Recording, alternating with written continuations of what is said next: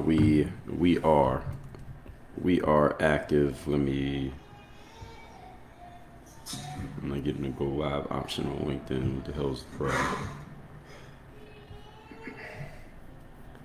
So we're waiting on LinkedIn. For whatever reason, LinkedIn is not giving me the go live option. I don't know what they're waiting for. Scheduled in what? LinkedIn got the wrong time. I gotta start this over on LinkedIn. Good morning, everybody over there on all the other apps.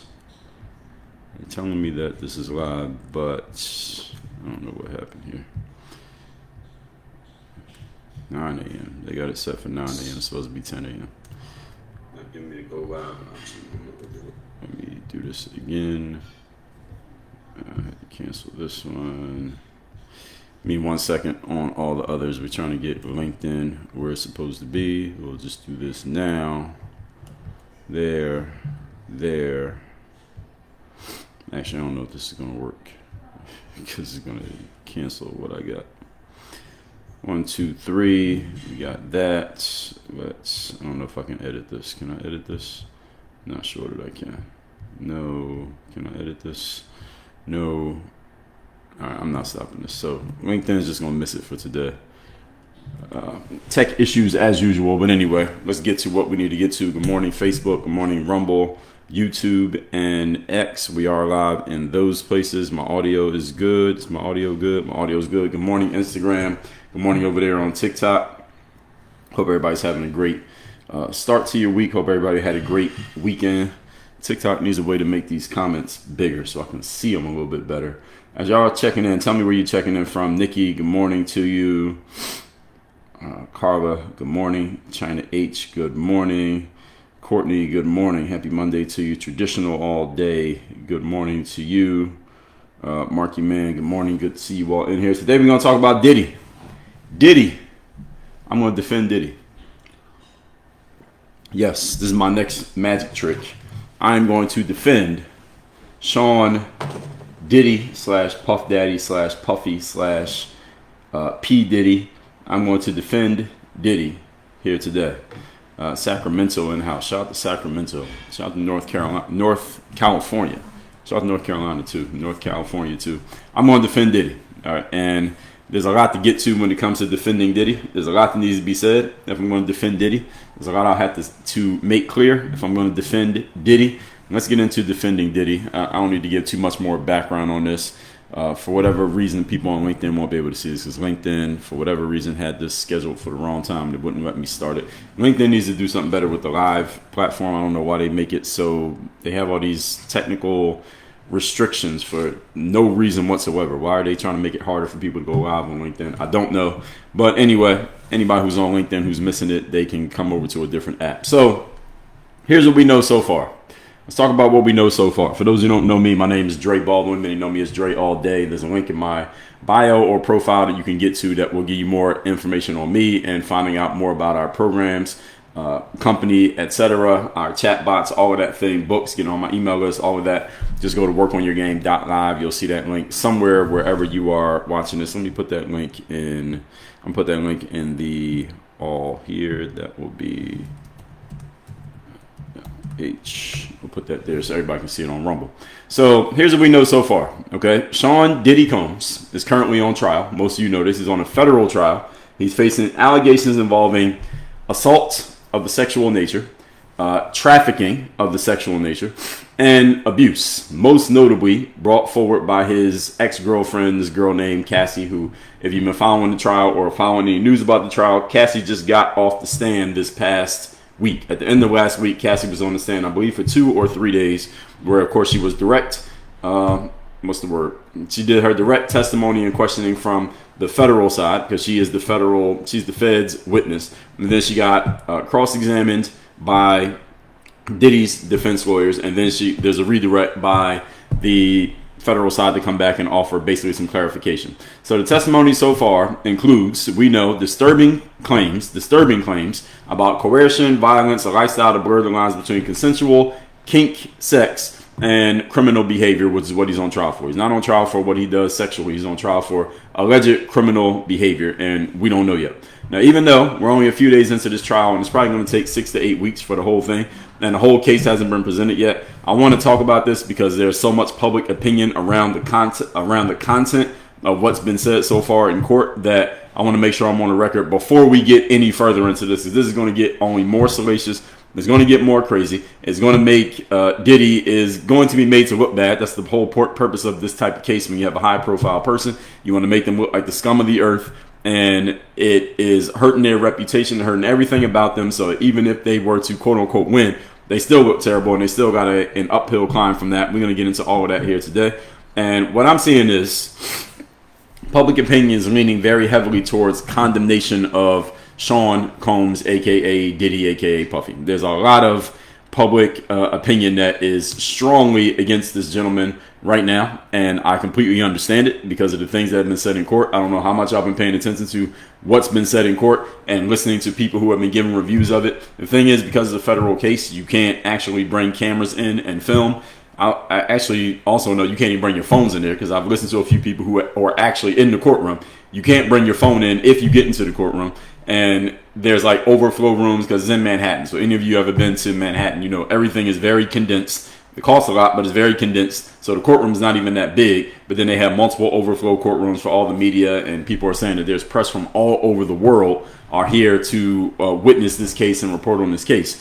And basically, they're got to take notes, and then they can later on go make recordings and videos and YouTubes and streams, etc., about what's happening. And the things that have been said so far do sound crazy, but not on the criminal side. They sound crazy just on the lifestyle side, which is what Diddy's lawyers said at the very beginning of the case. Their opening statement is like, listen, this guy has a kind of a wild sexual life. He seems to be a swinger.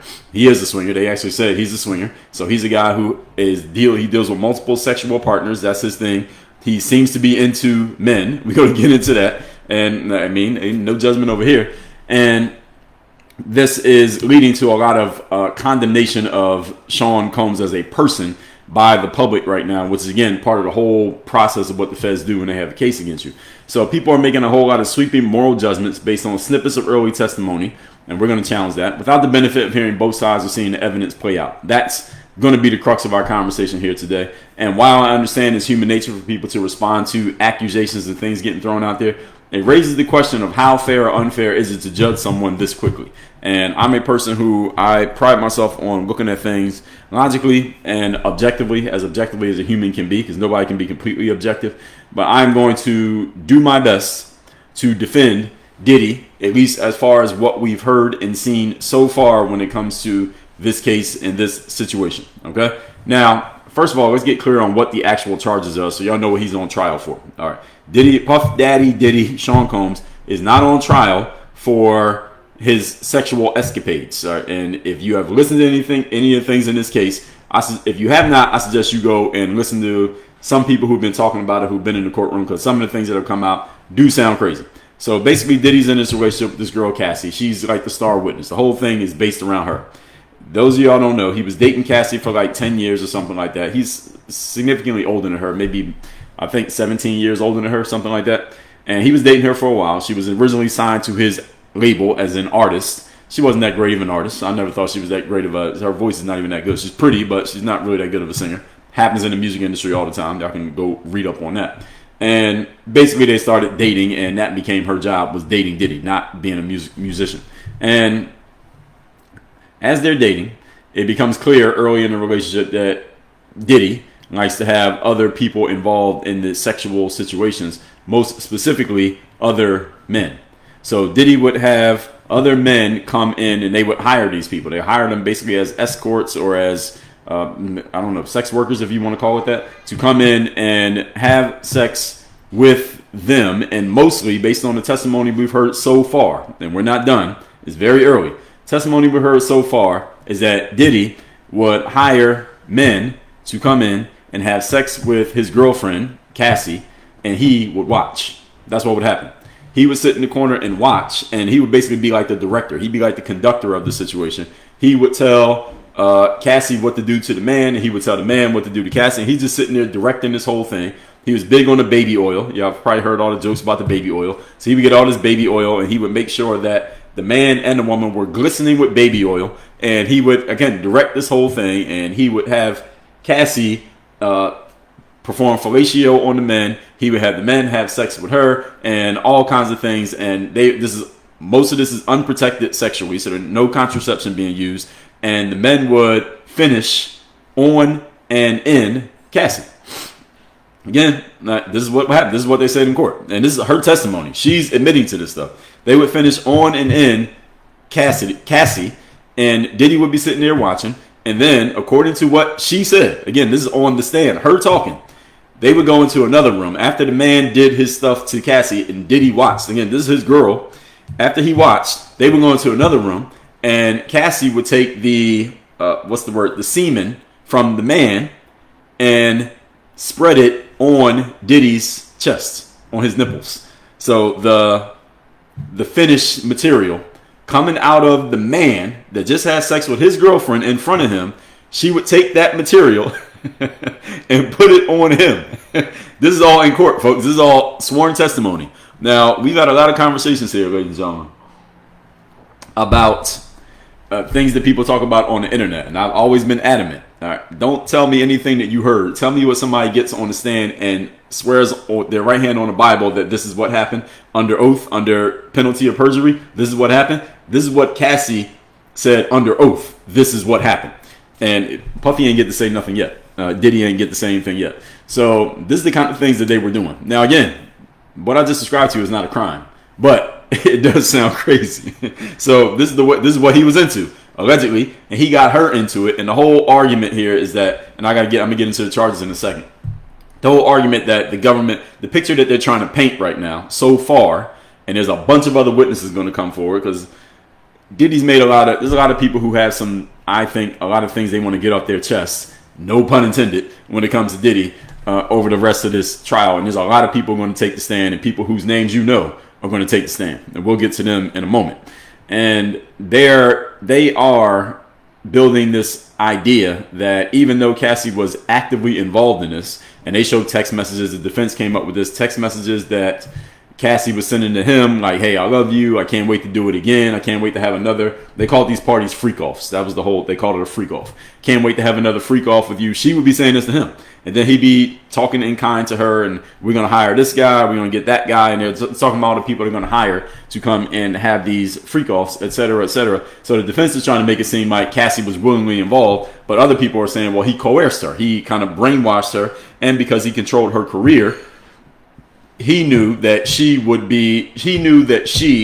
felt threatened if she didn't follow through with what Diddy wanted her to do. So basically she was going along with it even though she really didn't want to. So it's like this whole coercion thing is a matter of, was Cassie doing it because she wanted to, or was she doing it because she felt threatened by this guy who was essentially her boss and had signed her, and he was basically controlling her life and controlling her career. If she didn't go along with what he wanted her to do, then he could hurt her career, he could hurt her life, and he could basically ruin her whole situation.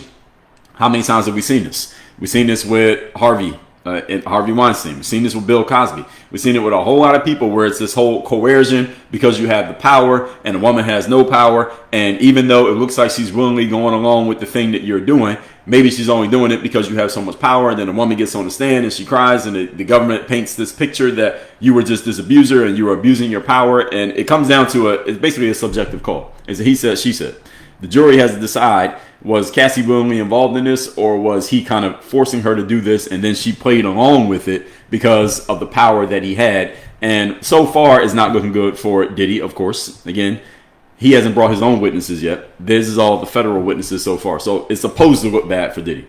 If the federal side, if the feds are any good at all at doing their job, right now, at this point in the case, Diddy is supposed to look like the scum of the earth. That's what he's supposed to look like because it's their witnesses. So any of you don't know how the legal system works, when the prosecution is bringing their witnesses, those are the people that they put on the stand, and they ask them a bunch of questions. And basically, those witnesses are supposed to make the defendant look terrible. That's the whole point.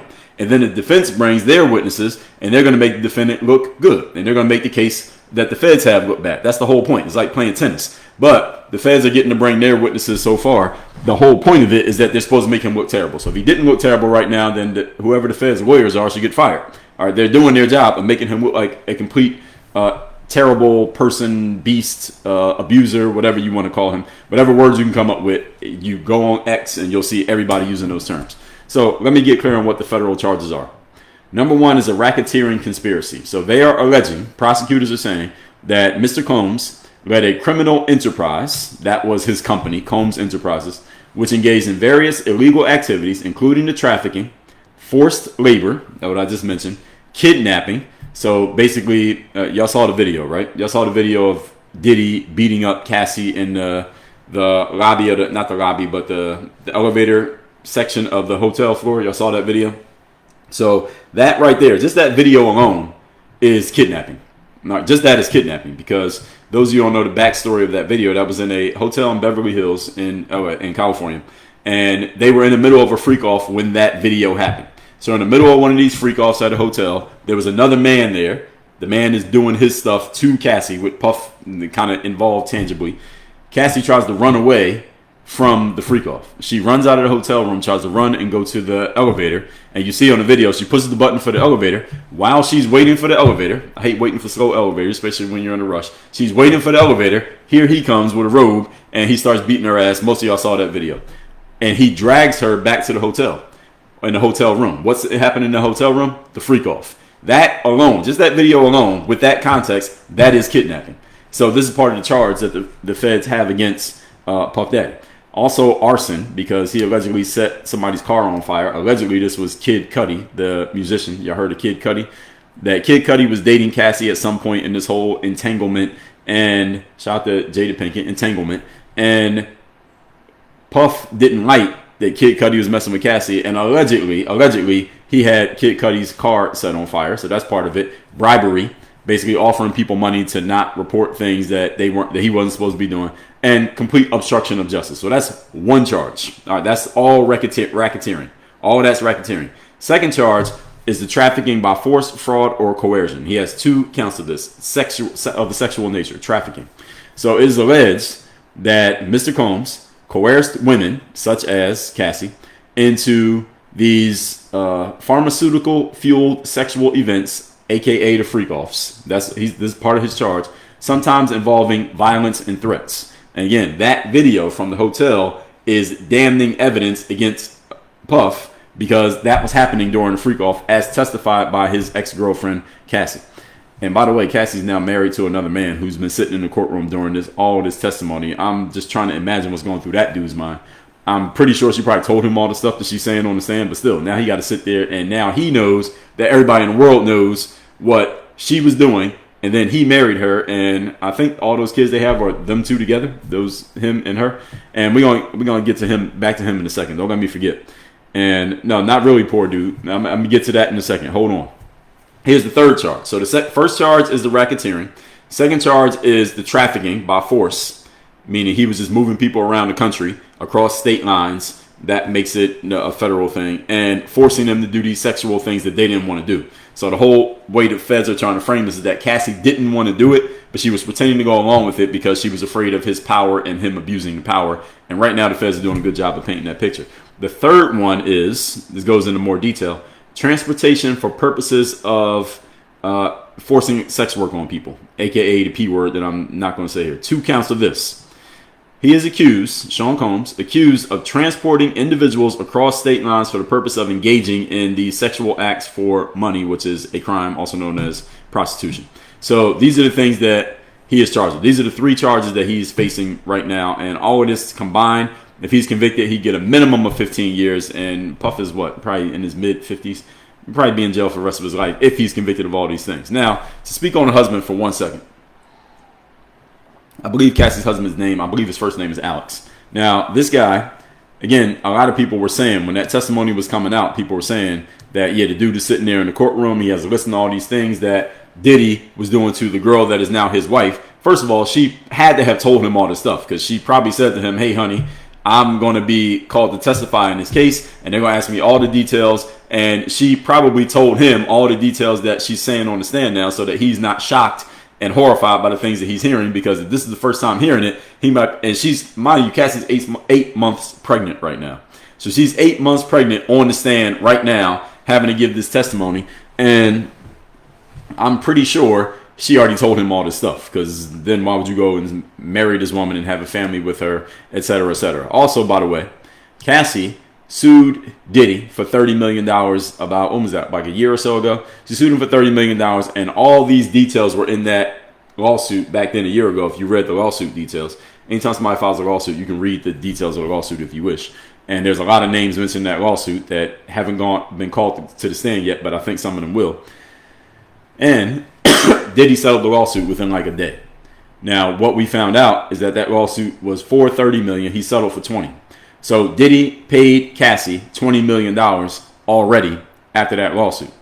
Then Cassie sued the hotel where she got her ass beat in front of the elevators. She sued the hotel, and she sued them, and they paid her $10 million. So Cassie has already made $30 million off this whole thing. And connecting to that, the husband, when they first got together, or they were officially together, Cassie and this guy, I believe his name is Alex, they moved back to Cassie's parents' house because she said money was an issue. But then she went and got $30 million off these two cases. Y'all just hold that. Y'all just keep that information as you wish. Now, here's another thing about the husband. While Diddy is while he's with Cassie, right? This dude was a personal trainer. That's how she met him. So Diddy hired this guy, who became her husband, as a personal trainer for Cassie, just to keep her in shape. And any of you that work with a personal trainer, you have conversations with them. You they kind of get to know you. It's personal trainer is not much different than a barber or a hairstylist, because you're around them. Y'all talking to each other, and they were talking. She would tell him things that were going on in her life, and I guess they built a relationship off of this, and she ends up being with the personal trainer. Now, here's the thing. At one point, they're boyfriend and girlfriend. Cassie and this guy who became husband, they were boyfriend and girlfriend. But Cassie was still kind of tethered to Diddy in some ways. So, according to testimony, at one point, Cassie is in the middle of doing one of these freak-offs with Diddy and other men or man. And the dude, the boyfriend, personal trainer, who soon became the husband, he FaceTime calls his girlfriend, Cassie. He FaceTimes her in the middle of one of these freak-offs. She doesn't answer the phone. But this is all presented in the case by the defense presented this on their cross-examination, like, your husband knew that these kind of things were going on. Your boyfriend turned husband knew that these kind of things were going on. He knew that you were having these freak offs. And it seems like what they're trying to paint the picture of, the defense, is that she was complicit in this whole thing, because look, you got a boyfriend, you're allegedly dating this other dude, and he's FaceTiming you, and he probably knew exactly where you were and exactly what you were doing while it was happening. All right, this is all in the thing. Now, here's what I want y'all to understand. All right, let me zoom out and paint a bigger picture for you. I don't know if there's anyone who's listening to this right now. I'm sure there is. Anyone listening to this right now who has any experience in the entertainment industry, modeling, music, TV, any kind of acting? Anybody here put me if you have any experience in this industry?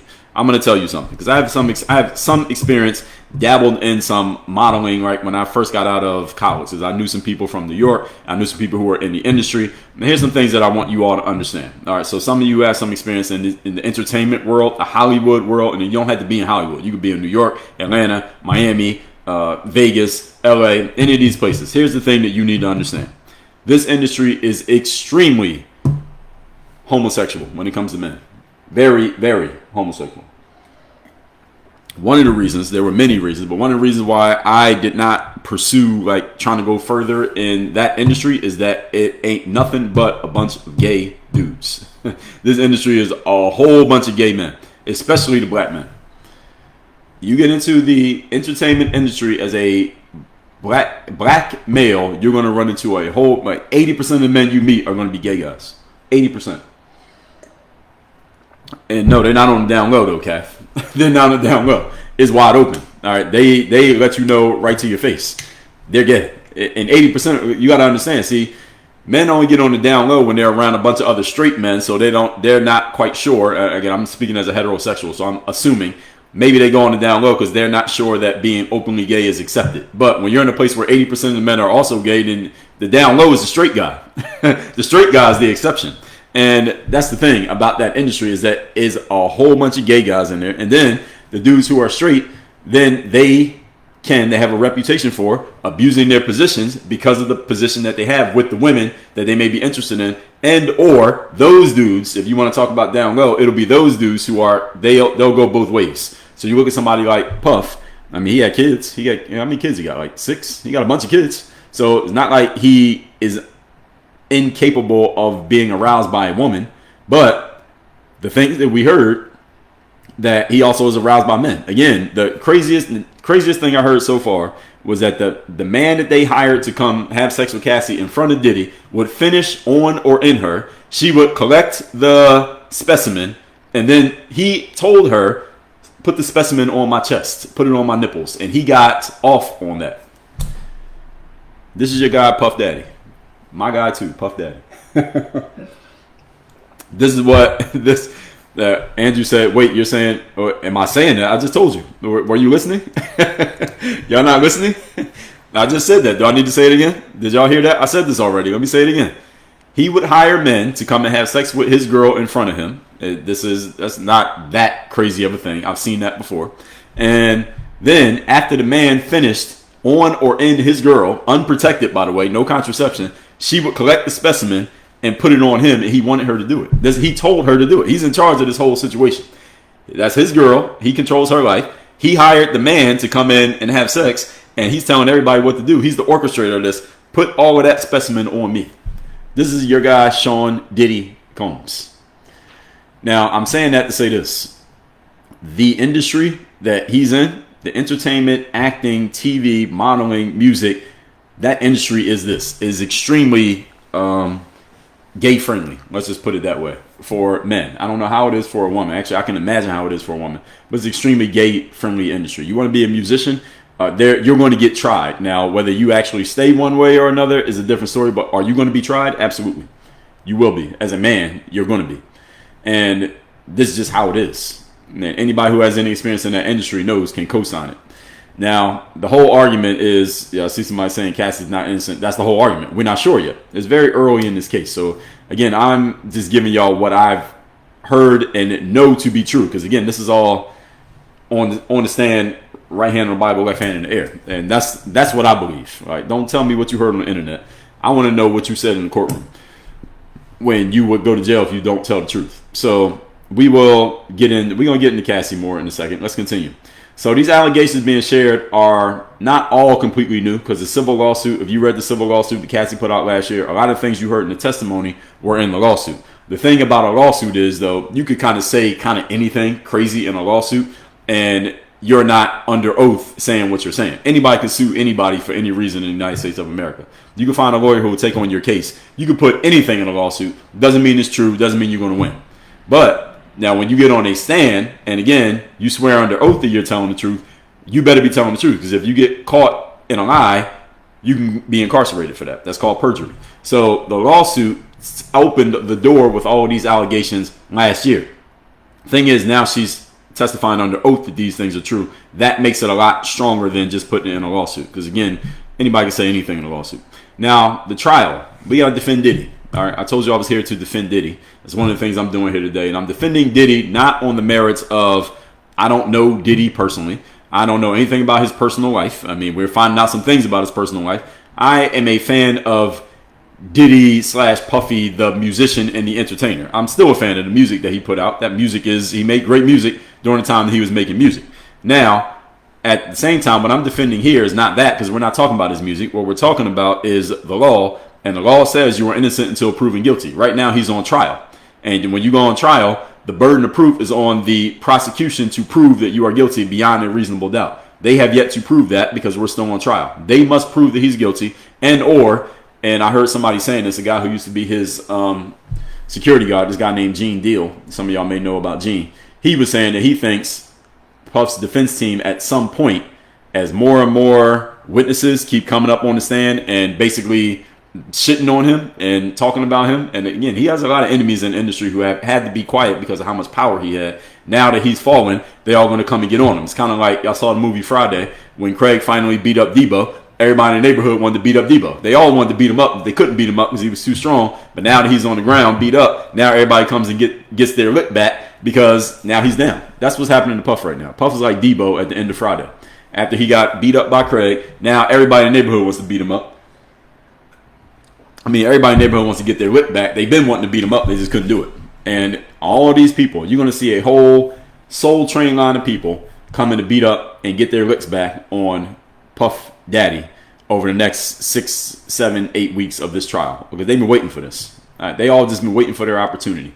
So I heard that some people who you know might be called to the stand. There may be a Jamie Foxx called to the stand. There may be those artists, Danity Kane. I believe they are. I think either they already went to the stand or they're going to be called to the stand. And I don't know who Puff's going to call to the stand, but they're going to call some people to the stand. Basically, they're going to attack the character of every single person who came up there. And these people just hating, these people just mad. There's a bunch of producers, behind the scenes people that many of us don't know, like famously, but they were around. They're going to get called to the stand. A lot of people want to get called to the stand if this trial goes all the way through. And what some are suggesting is that Puff's defense team might eventually just say, all right, this is kind of looking a little bit too bad. How about we go back to the feds, the prosecution, and say, hey, can we still work out a deal here? And he just accepts the plea and takes a certain number of years rather than going through the whole thing and getting all the years thrown on him if he wants to try it. Some are suggesting that might happen. We don't know.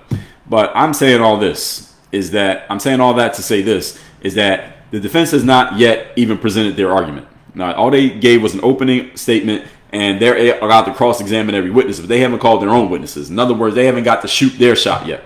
The prosecution got to shoot their shot. The defense has not yet had a chance to shoot their shot, and that's when Puff gets to make his statement. I don't mean him personally making a statement. I strongly doubt he's getting on the stand. But he's going to do like O.J. Simpson. He ain't getting on the stand. But can you imagine that Puff 50-something years old. He's been in the industry since he was like 19. So the last 30 years or so of your life, all these people who have secretly not liked you, or the people who openly not liked you, they're all coming to the stand and trashing your name, trashing your reputation, trashing your character in front of you, in front of the world, in front of the government, in front of the judge, in front of the jury, and in front of your whole family. Understand, Puff's family is in the courtroom listening to all this stuff. His daughters are in there. His sons are in there. I believe his mom is in there. They're all in there listening to this stuff being said about him. How long can you sit there and listen to that? People just trashing. I mean, the whole trial is basically about his character. That's really what it is. I mean, he's not on trial for his character, but this trial is about his character. I mean, no different than Weinstein, Bill Cosby, R. Kelly, Epstein. It's the same thing. It's a trial on his character. And they're trampling on his character right now. That's what they're doing. And that's what they're supposed to do. If I was working for the prosecution, this is exactly what I would be doing. And on the defense, they got to figure out how to defend against this. And right now it ain't looking good. But everybody gets to have their say. Everybody in America gets their day in court. That's the way it works, at least when you're a citizen. So judging him right now is premature, and it dismisses the basic legal principle of due process. Now, I'm not saying all that to tell you all don't have an opinion on Diddy. I think many of you have some really strong opinions on Diddy based on what you've heard so far, or maybe what you already believed before this trial even happened. I'm not telling you to suspend that. You're human. It's pretty much impossible. I just have, my wiring is a little bit different in that I can say some of these things we've heard sound fucking crazy. Puff sounds crazy. If he wins, he can't go back. He can't go back and make songs. That ain't happening. It ain't like he's going. If he wins, ain't like he's going to be on the Breakfast Club. It's not like he's going to get interviewed on Megyn Kelly. It's not like he's going to be out there doing the Puff Daddy dance. That ain't happening no more. If he wins, he just got to go away quietly, and he's got to be like O.J. Simpson. Remember O.J. Simpson when he was still alive? Every time you've seen him, he's at some bar with some random people, or he's playing golf. He's on his golf cart. Hey, it's what do you say? Hey, it's yours truly. Remember those videos OJ used to post? They were so funny because it's like, what do you even say to this guy? But anyway, oh yeah, as a sidebar, OJ Simpson used to be heavy in Fort Lauderdale, by the way. Heavy in Fort Lauderdale with the white girls. Don't tell nobody I told you, but that was a open secret in South Florida. OJ Simpson would come down to Fort Lauderdale and he would be eating real good on Las Olas Boulevard. But anyway, different conversation. If Puff wins, he can't come back to the industry. He's not going to. Nobody's going to want to stand next to him. Nobody's really going to want to deal with him. Like, no women are going to deal with him because the video of him beating his girl's ass is enough, regardless of what else you believe. He got daughters. I don't know what he's going to say to his daughters about that. His sons, I don't know what he's going to say to his sons. And his sons going to have the stain on their name because that's their dad, and they were all kind of with him. So this just looking bad on everybody. from being up that high to now where he's at, even if he wins, is what he's got to deal with. Traditional say he's going to do a Russell Simmons. Well, it's too late for that. Now, that's the reason why when they arrested him, he took his passport so that he couldn't leave. When he first got arrested, they took his passport so he couldn't do a Russell Simmons. If those who don't know Russell Simmons, he was a mogul in industry. He moved to Bali, the country Bali. And Bali is a non-extradition country, which means the United States does not have legal jurisdiction to extradite a possible criminal suspect from their country to the USA. You can't do it. They're not allowed to. So Russell Simmons is in Bali, and he's probably never coming back to the United States because in the United States, he'd probably be facing a charge similar to what Puff Daddy's facing. So that's where Russell Simmons is. Anyway, continuing. Just because multiple people say something does not automatically make it true. We all know this to be true, especially in a culture where piling on someone who's already down can come with social and financial incentives, as we already saw. Cassie got that lawsuit and that $20 million settlement from Diddy. Here's the thing with people in those positions who settle lawsuits, you get sued and you settle, is that more people are just going to keep coming out and suing you because they see that you're opening your wallet and giving money away. Okay, well, let me sue him. Okay, let me sue him. All right, he paid that one. Okay, let me sue him. Maybe he'll pay me. There's a way to get a quick payday. If you want to see an example of this, look at Deshaun Watson, NFL player who got sued by, first it came out, it was maybe one or a handful of massage therapists who said that he acted in an improprietary way sexually with them while they were giving him massages. And then more came out, then more came out, and more came out. It was like, how many women was it? Like 20-something women?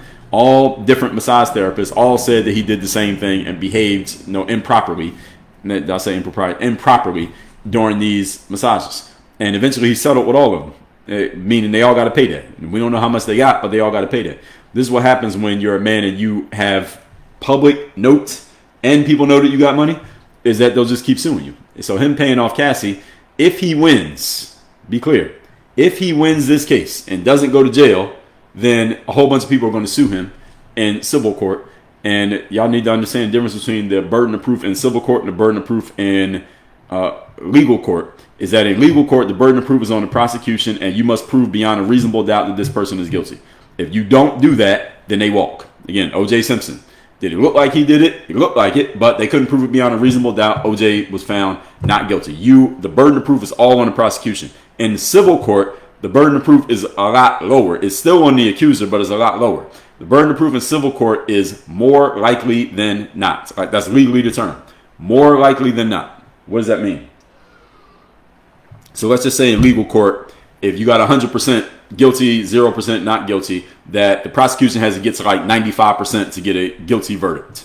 All right, to get OJ convicted, you need to get 95%. They didn't get 95%. OJ was found innocent. In civil court, however, OJ Simpson lost. Those of you don't know that. He got a civil case and he had a legal case. So he won the legal case, he lost the civil case. And when he lost the civil case, then he owed all this money to the families of the two deceased. He just basically claimed bankruptcy and all that stuff so he could avoid paying.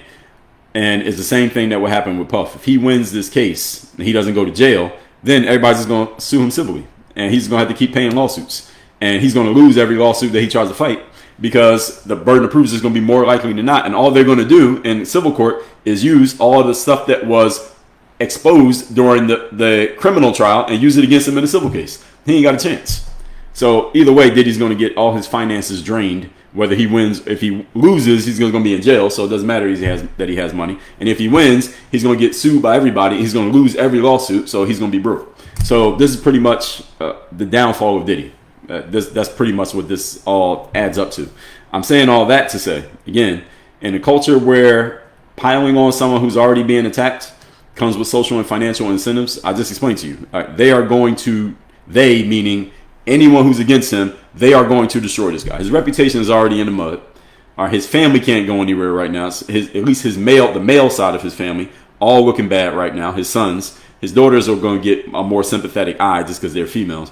But his sons are older also. His daughters are much younger. So when he was doing all this stuff, they couldn't have had any agency. But his sons were around. He tried to make his son into a rapper. His son, it didn't work out. But his sons were around. And financially, just explain to you, how did Diddy make all his money? He made his money because he was the guy.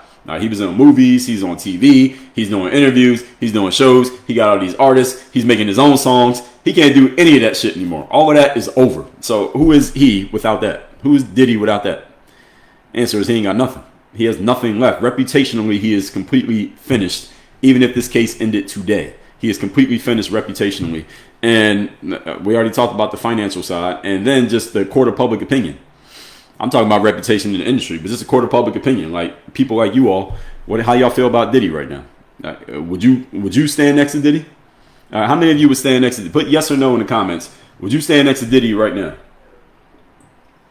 When I say stand next to him, like if you seen him out in the streets of New York, would you stop him to ask for a picture? All right, would you take a picture with Diddy and post it like, hey, I just ran into Diddy. I loved his music from back in the day, Puffy and Mace. Well, any of you stand next to Diddy? Look, all of you saying no. Nobody would stand next to this man right now. So socially, just the masses of people, all of us who used to listen to the songs and dance to the music, nobody wants to stand next to this dude right now. All right, where's he going to go? He's finished. That's what this is looking like, and he probably understands that. Probably why his hair is gray, according to what people are saying. At the same time of all these things that I'm saying, folks, none of this necessarily makes him legally guilty.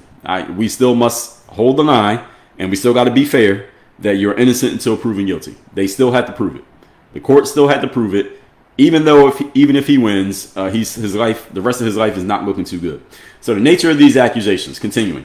Coercion, control, violence goes far beyond kinky behavior. So what the defense said in the opening was that, hey, our client, Puff Daddy, Sean Combs Diddy, whatever you call him, he's a swinger, and he's into these things sexually that may seem out of the ordinary. But let's remember, members of the jury, ladies and gentlemen of the jury, he's not on trial for his sex life. We're not judging his sex life. What we're judging is, did he legally commit these crimes? And that's what a juror. And for jurors, you got to have people who are objective enough to understand that. And hopefully those are the jurors that you chose so that you get a fair trial. Because if the jurors were many of you who are in here, he would be convicted already. It wouldn't be even a need for a trial. So his kinky behavior has nothing to do with the legalities of this. So people are reacting to the sex acts, but they're also responding to this apparent abuse. Because there are many times that, according to Cassie's testimony, under oath, he was beating her ass. And I've heard many women say this. Women, can y'all co-sign this point that I'm about to make? That many women have said, I've seen this on social, and this is one of the things I believe. I don't believe everything I see on social media. This one I do. They say when you see a video of a man beating a woman's ass, and they were in a relationship for a long time, that ain't the first nor the last time that he beat her ass. Is this true or not? Ladies, put true or false in the comments. If you see a video of a man beating a woman's ass, and they're in a long-term relationship, the video is not the first time he beat her ass, nor is it the last time. It's just the one time they caught it on camera. Is that true? I've heard a lot of women say that over the last week. And I believe that to be true. I've even heard men who are like police officers say that they see a woman. Apparently she got her ass beat, but she didn't want to press charges against the man. So he couldn't arrest the man, even though it was clear that the man was beating her ass, but she didn't want to press charges because she loves the man. And then 2 weeks later, the girls lost her life from the same man because it eventually escalates. And this is one of the things that the prosecutor's going to use against Diddy. They're going to use this against him. That eventually it escalates. It starts with yelling. Then it goes to I grabbed her. Then it goes to he choked her. Then it goes to he punched her in the face. Then it goes to kicking her in the hotel. Then it goes to she's not alive anymore. And it was all because of him. But because she was so mentally coerced to follow him, she couldn't get away from him. And every time she tried to get away, he would bring her back. And you couldn't do anything because legally she would never press charges. And this is one of the things they're going to use against Diddy. They already used it, and they're going to keep using it.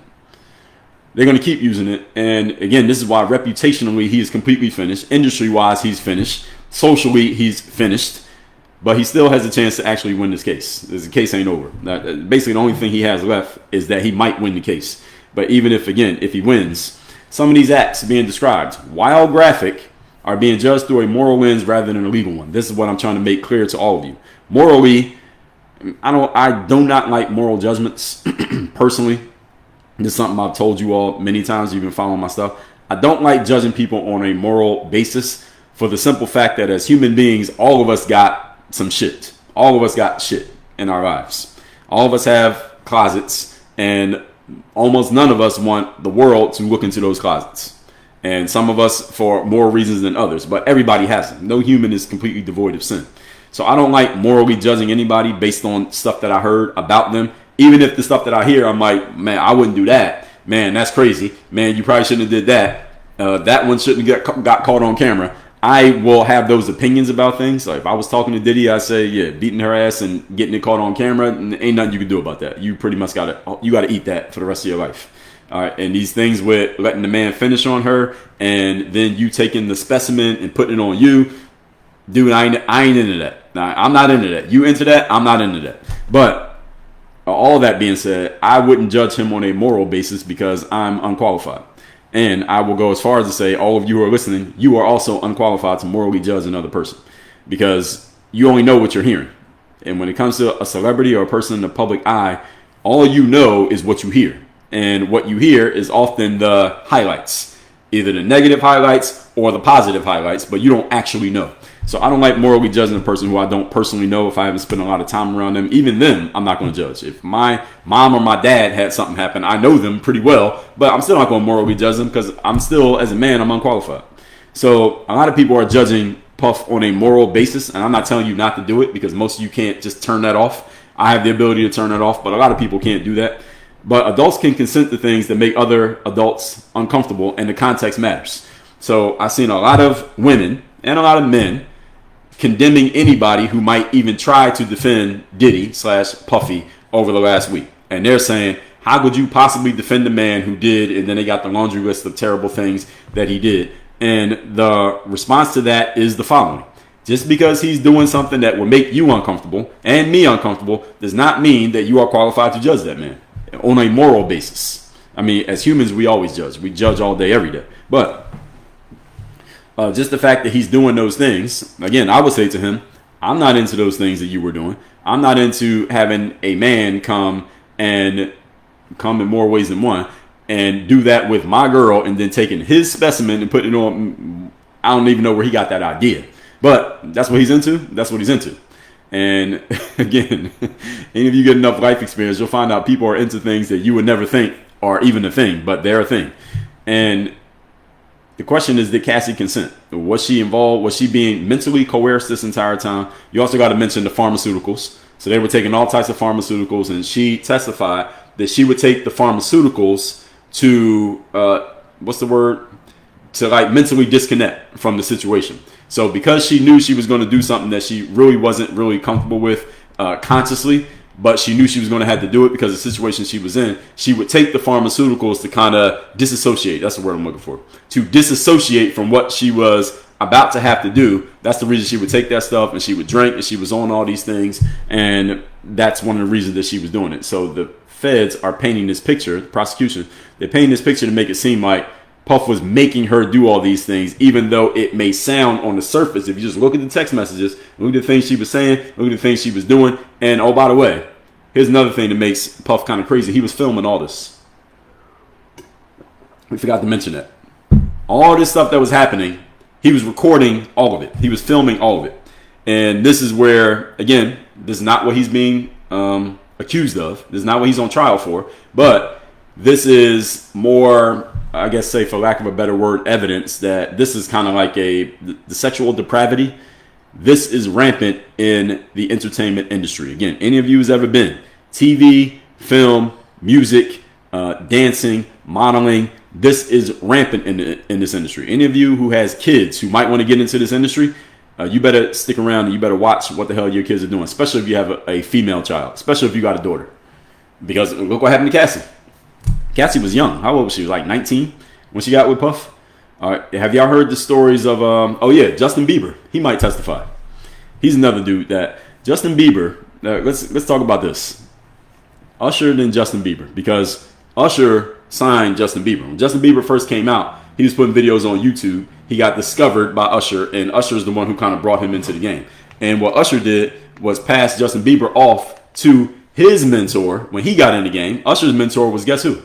Y'all know who Usher's mentor was when he first came in music? Anybody know? Put the person's name in the comments. Any of you know who Usher's mentor was when he first came into the industry? Usher's mentor was Puff Daddy, a.k.a. Sean Combs, a.k.a. Diddy. So, check this out. So, the way this was is that, so Puff somehow gets connected to Usher. So, Usher is from Atlanta, right? Puff is from New York, but Puff will be in Atlanta a lot. So, he gets with Usher, and he, according to Puff himself, and according to Usher too, Usher told this story. He was on some radio talking about this. He didn't go into detail. Why would he? But when Usher was young and getting into the game, he was like in his teens as well. Usher did like Puff had a name for it. What do you call it? It was like Diddy Camp or something like that. Puff Camp or something like that. Where he basically housed Usher. Usher stayed in Puff's house for like several weeks or a month or something like that. Where Puff was basically teaching him how to be in the industry. So let me just pause right there. Y'all think about what was happening in that during that time period. Flavor Camp, yes. Showtime, Living Life, yes. Yes, that's what, a bunch of you know about. The Flavor Camp. Yes, so Flavor Camp. Just saying that. Just thinking about what we've already talked about here today. Flavor Camp. So Puff brings Usher to Flavor Camp. And basically grooms Usher into the industry. And Usher was doing a radio interview a few years ago, and he was asked about this. And he didn't go into too much detail. Again, why would he? But Usher has kids. And the interviewer asked Usher, would you let your kids go and do the same thing that your parents let you do when you were with Puff? And Usher said, hell no. He said, hell no. He laughed, but it was like, what were you doing in that Flavor Camp? And anyway, Usher discovers Justin Bieber.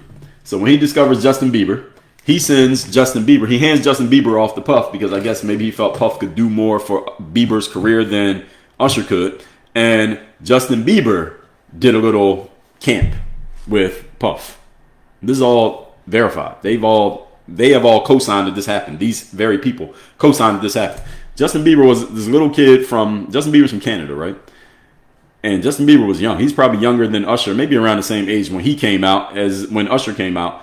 As a parent, why would you allow your son to go stay at the house of another man? Even if it wasn't Puff Daddy. Like, I'm not letting my son stay at the house of another man if he's like 12 or 15. No, that's not happening. No, not until I'm very, very sure and very solid in my son's ability to discern and speak up for and defend himself verbally as well as physically with any man that I'm going to send him to, and I ain't going to be around. That's crazy. And my daughter. Are you serious? I'm looking at the parents here. I'm looking at Usher's parents. I'm looking at Justin Bieber's parents. Like, y'all sent them to go stay with any man. I don't care who he is. And Puff Daddy was the man. On one level, I understand. If you want your son to blow up in music, what better person could you put him with than the guy who's dominating music? Puff was the guy. Those of you who are younger, those of you who are under the age of 30, y'all don't know. And those in the comments, if y'all older, please co-sign this. From 1995, and we go back, 1993 to about 2006, 7, for a good 15-year run, Puff was the man in music. He dominated music. If you wanted to get on in music, and Puff said, I'm going to help you get on, I'm going to help you become a star, and you want to be a star, you going to turn that down? Would you turn that down? If y'all watch the R. Kelly documentary, did y'all see the R. Kelly Surviving R. Kelly documentary? This is exactly what happened. R. Kelly would have his show, and there would be some young lady in the crowd somehow, some way. He points out some young women in the crowd, and he says, hey, or he sends his team, hey, R. Kelly likes you, and he wants not likes you like dating-wise, but he thinks you have some talent. He thinks you may have some opportunity. He's going to tell you how he can help put you on. And if you want to be a singer in the R&B game, and R. Kelly says, I'm going to put you on. It's like fucking Michael Jordan saying, I'm going to help you make it to the NBA, and you want to be a basketball player. You're going to say, oh, no thanks, Mike. No thanks, Kobe. Don't help me out. That's what it was. So I understand on one level why some of these parents would be okay with this. That I'm going to let my child go with the man who is the kingmaker in all of music. I'm going to let him go with that guy, and hopefully it works out. And it's the same thing that happened in R. Kelly documentary. He would point out some girl. He would call them backstage. So the girl might be at the show with her mom and dad, but they said you got to come backstage. And then they wouldn't let the parents come backstage. So while they're backstage, that's when R. Kelly would lay his game down. And R. Kelly had this shit down to a science, according to the documentary. Now, again, this is just according to the doc. R. Kelly didn't have a chance to speak for himself and probably never will. But R. Kelly would talk to these girls somehow, some way, give them some information, exchange info with them. And before you know it, the girl wanted to go somewhere with R. Kelly, and she's traveling somewhere. And the girl is like, hey, mom and dad, I'm 17. I want to make it as a singer. This dude is the guy when it comes to making women into singers. Let me go. And if the parents say, no, you can't go, now your daughter's going to hate you for the rest of your life, for the rest of her life, because you blocked her from her dream of making it as a singer. This is a beautiful hustle that R. Kelly had put together. And Puff did the same thing. This is how it works. So you use your celebrity And the fact that other people want so bad to get on, and you say, I'm gonna help you get on, all you got to do is follow what I'm telling you to do, which involves separating you from anybody who might be discerning enough to say, no, you're not doing that. And now once you have them to yourself and there's no one stopping you from doing what you want to do, now we get these situations, all the things R. Kelly was accused of. And with the R. Kelly thing, you had a bunch of women who he basically, I don't know what we want to call this, brainwashed, according to the documentary. Brainwashed a bunch of these girls, and they wouldn't talk to their parents. They wouldn't take a phone call. They wouldn't do anything. They wouldn't take a phone call. They wouldn't talk to their parents. They wouldn't do nothing. They just want to be, loyal to R. Kelly. And again, is that technically a crime? No. They got him on something else. And it's the same thing they're doing with Puff. Now, the thing that we're talking about, that's technically not a crime. To brainwash a woman and to get her to just be loyal to you and not talk to her friends or her family ever again, and you feel like you lost a friend or you lost your daughter, is not a crime, technically. And they're not getting him on that. But a lot of people are mad at him about that when it comes to Cassie. So anything they get him on, people are going to be happy with that. And this is the reason why, again, reputationally, ain't no coming back for Puff. And now, Diddy has decades in the public eye, right? And there have been whispers about shady behavior around him for a long time. So I'm going to go a little bit longer with my content here today. We will get to the comments. Let me go longer with the content because I got to get this all off. There's a woman in the radio world named Wendy Williams. Y'all know Wendy? And put the word Wendy in the chat. Y'all know Wendy Williams. So Wendy Williams, originally I'm from Philadelphia. I live in South Florida, but I'm from Philadelphia. So I remember around 2004, Wendy Williams started being on the radio in Philly. Now, I knew Wendy Williams from being on the radio in New York. Wendy Williams was very popular in New York. She was the biggest voice in radio in New York in the 90s. And what happened is Wendy started working in Philly. I'm like, why is Wendy Williams on radio in Philly? New York is a bigger market than Philly. Philly's big, but New York's bigger. What happened is Wendy Williams in the late 90s, Wendy was big on this gossip thing. She was this gossip. She was the queen of gossip, Wendy Williams.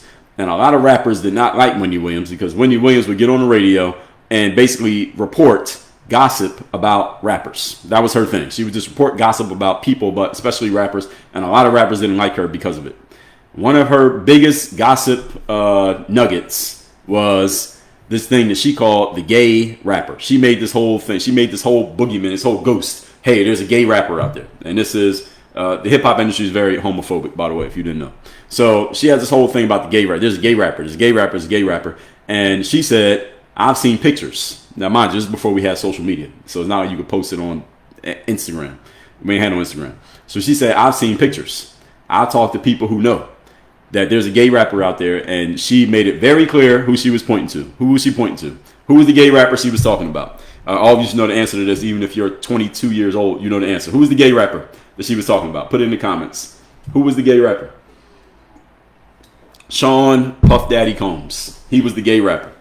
She kept accusing Puff Daddy of being the gay rapper. All right. She kept doing this over and over. She'd be on the radio every day. Mind you, she's the biggest voice in radio. So who's a big voice right now who has a big platform? Imagine Candace Owens getting on YouTube right now today, every day, telling everybody that you're gay and you don't want people to think that, or you believe that you're not. You would be pissed. You would be trying to go at her some way, shape, or form. So Puff is really, really angry at Wendy Williams. He's trying to get at Wendy Williams. He couldn't get at Wendy Williams.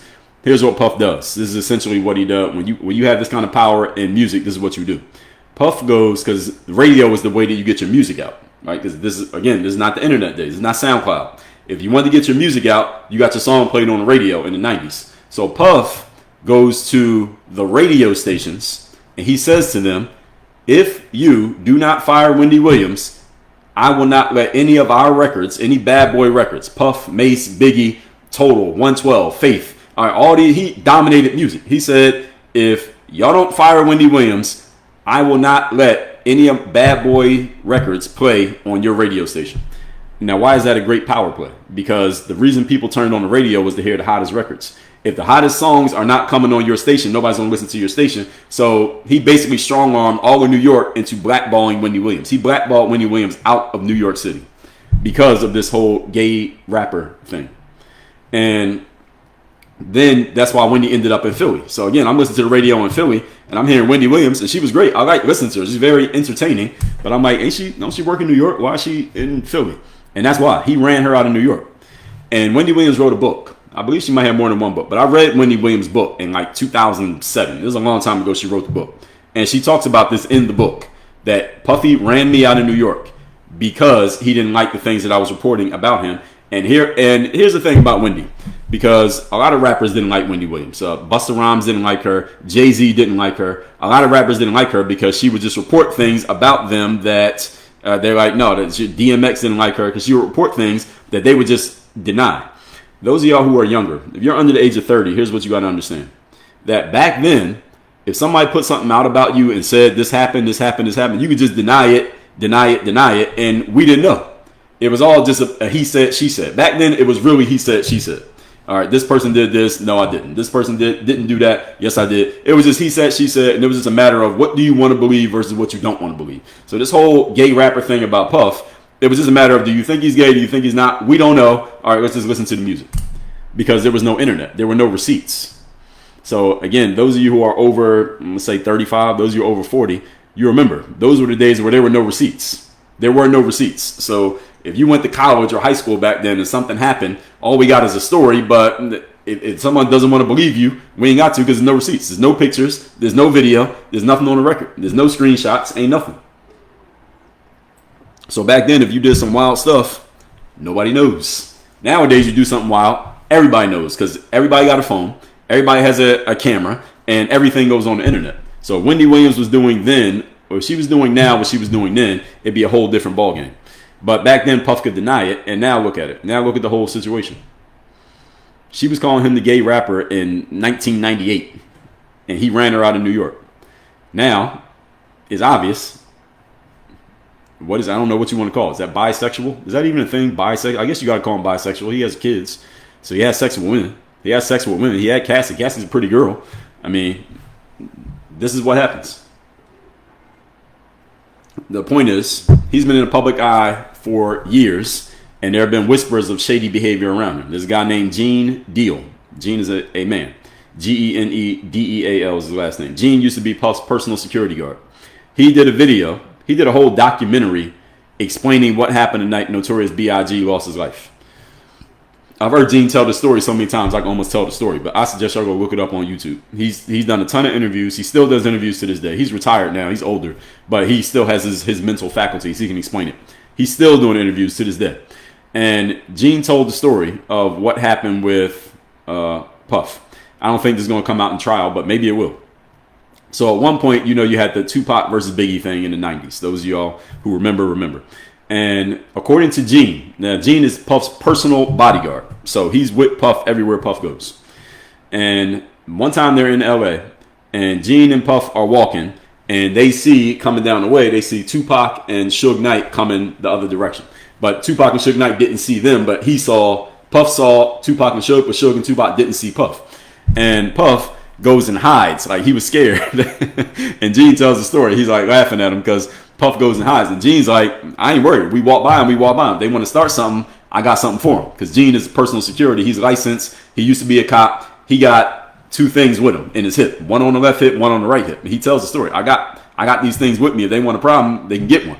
Because he's defending Puff. His job is to defend Puff. Puff goes and hides. So then Gene just stands there while Puff is hiding. Tupac and Suge just walk by, don't even notice him because they don't know him. Nobody knows Gene. He's just a security guard. And then later on, Puff is in the hotel room talking to one of the other security guards. I mean, not Puff. Gene is in the hotel room telling the story to the other security how Puff went and ran when he saw Tupac and Suge. And he's laughing at him because they know each other. Like they're kind of from the same neighborhood. And Puff hears them laughing at him. And Puff comes downstairs and he's like, yo, I got 100 employees. And I got all these people I'm responsible for. And if I keep standing this beef shit, this Tupac big beef, East-West beef, these white people are not going to give me any more money. This is Gene quoting Puff. These white people won't give me any more money. He said, I don't care. And this is what Gene said, Puff said in the hotel room. This is like this is when Tupac's still alive. This is like 96. Gene said, Puff said in the hotel room, I don't care if Tupac has to die. I don't care if Biggie got to die. I don't care if Suge Knight got to go to jail. I can't live like this anymore. Y'all can go find this video on YouTube. Gene said all this out of his own mouth. Again, this is Puff's security guard. He said that Puff said that.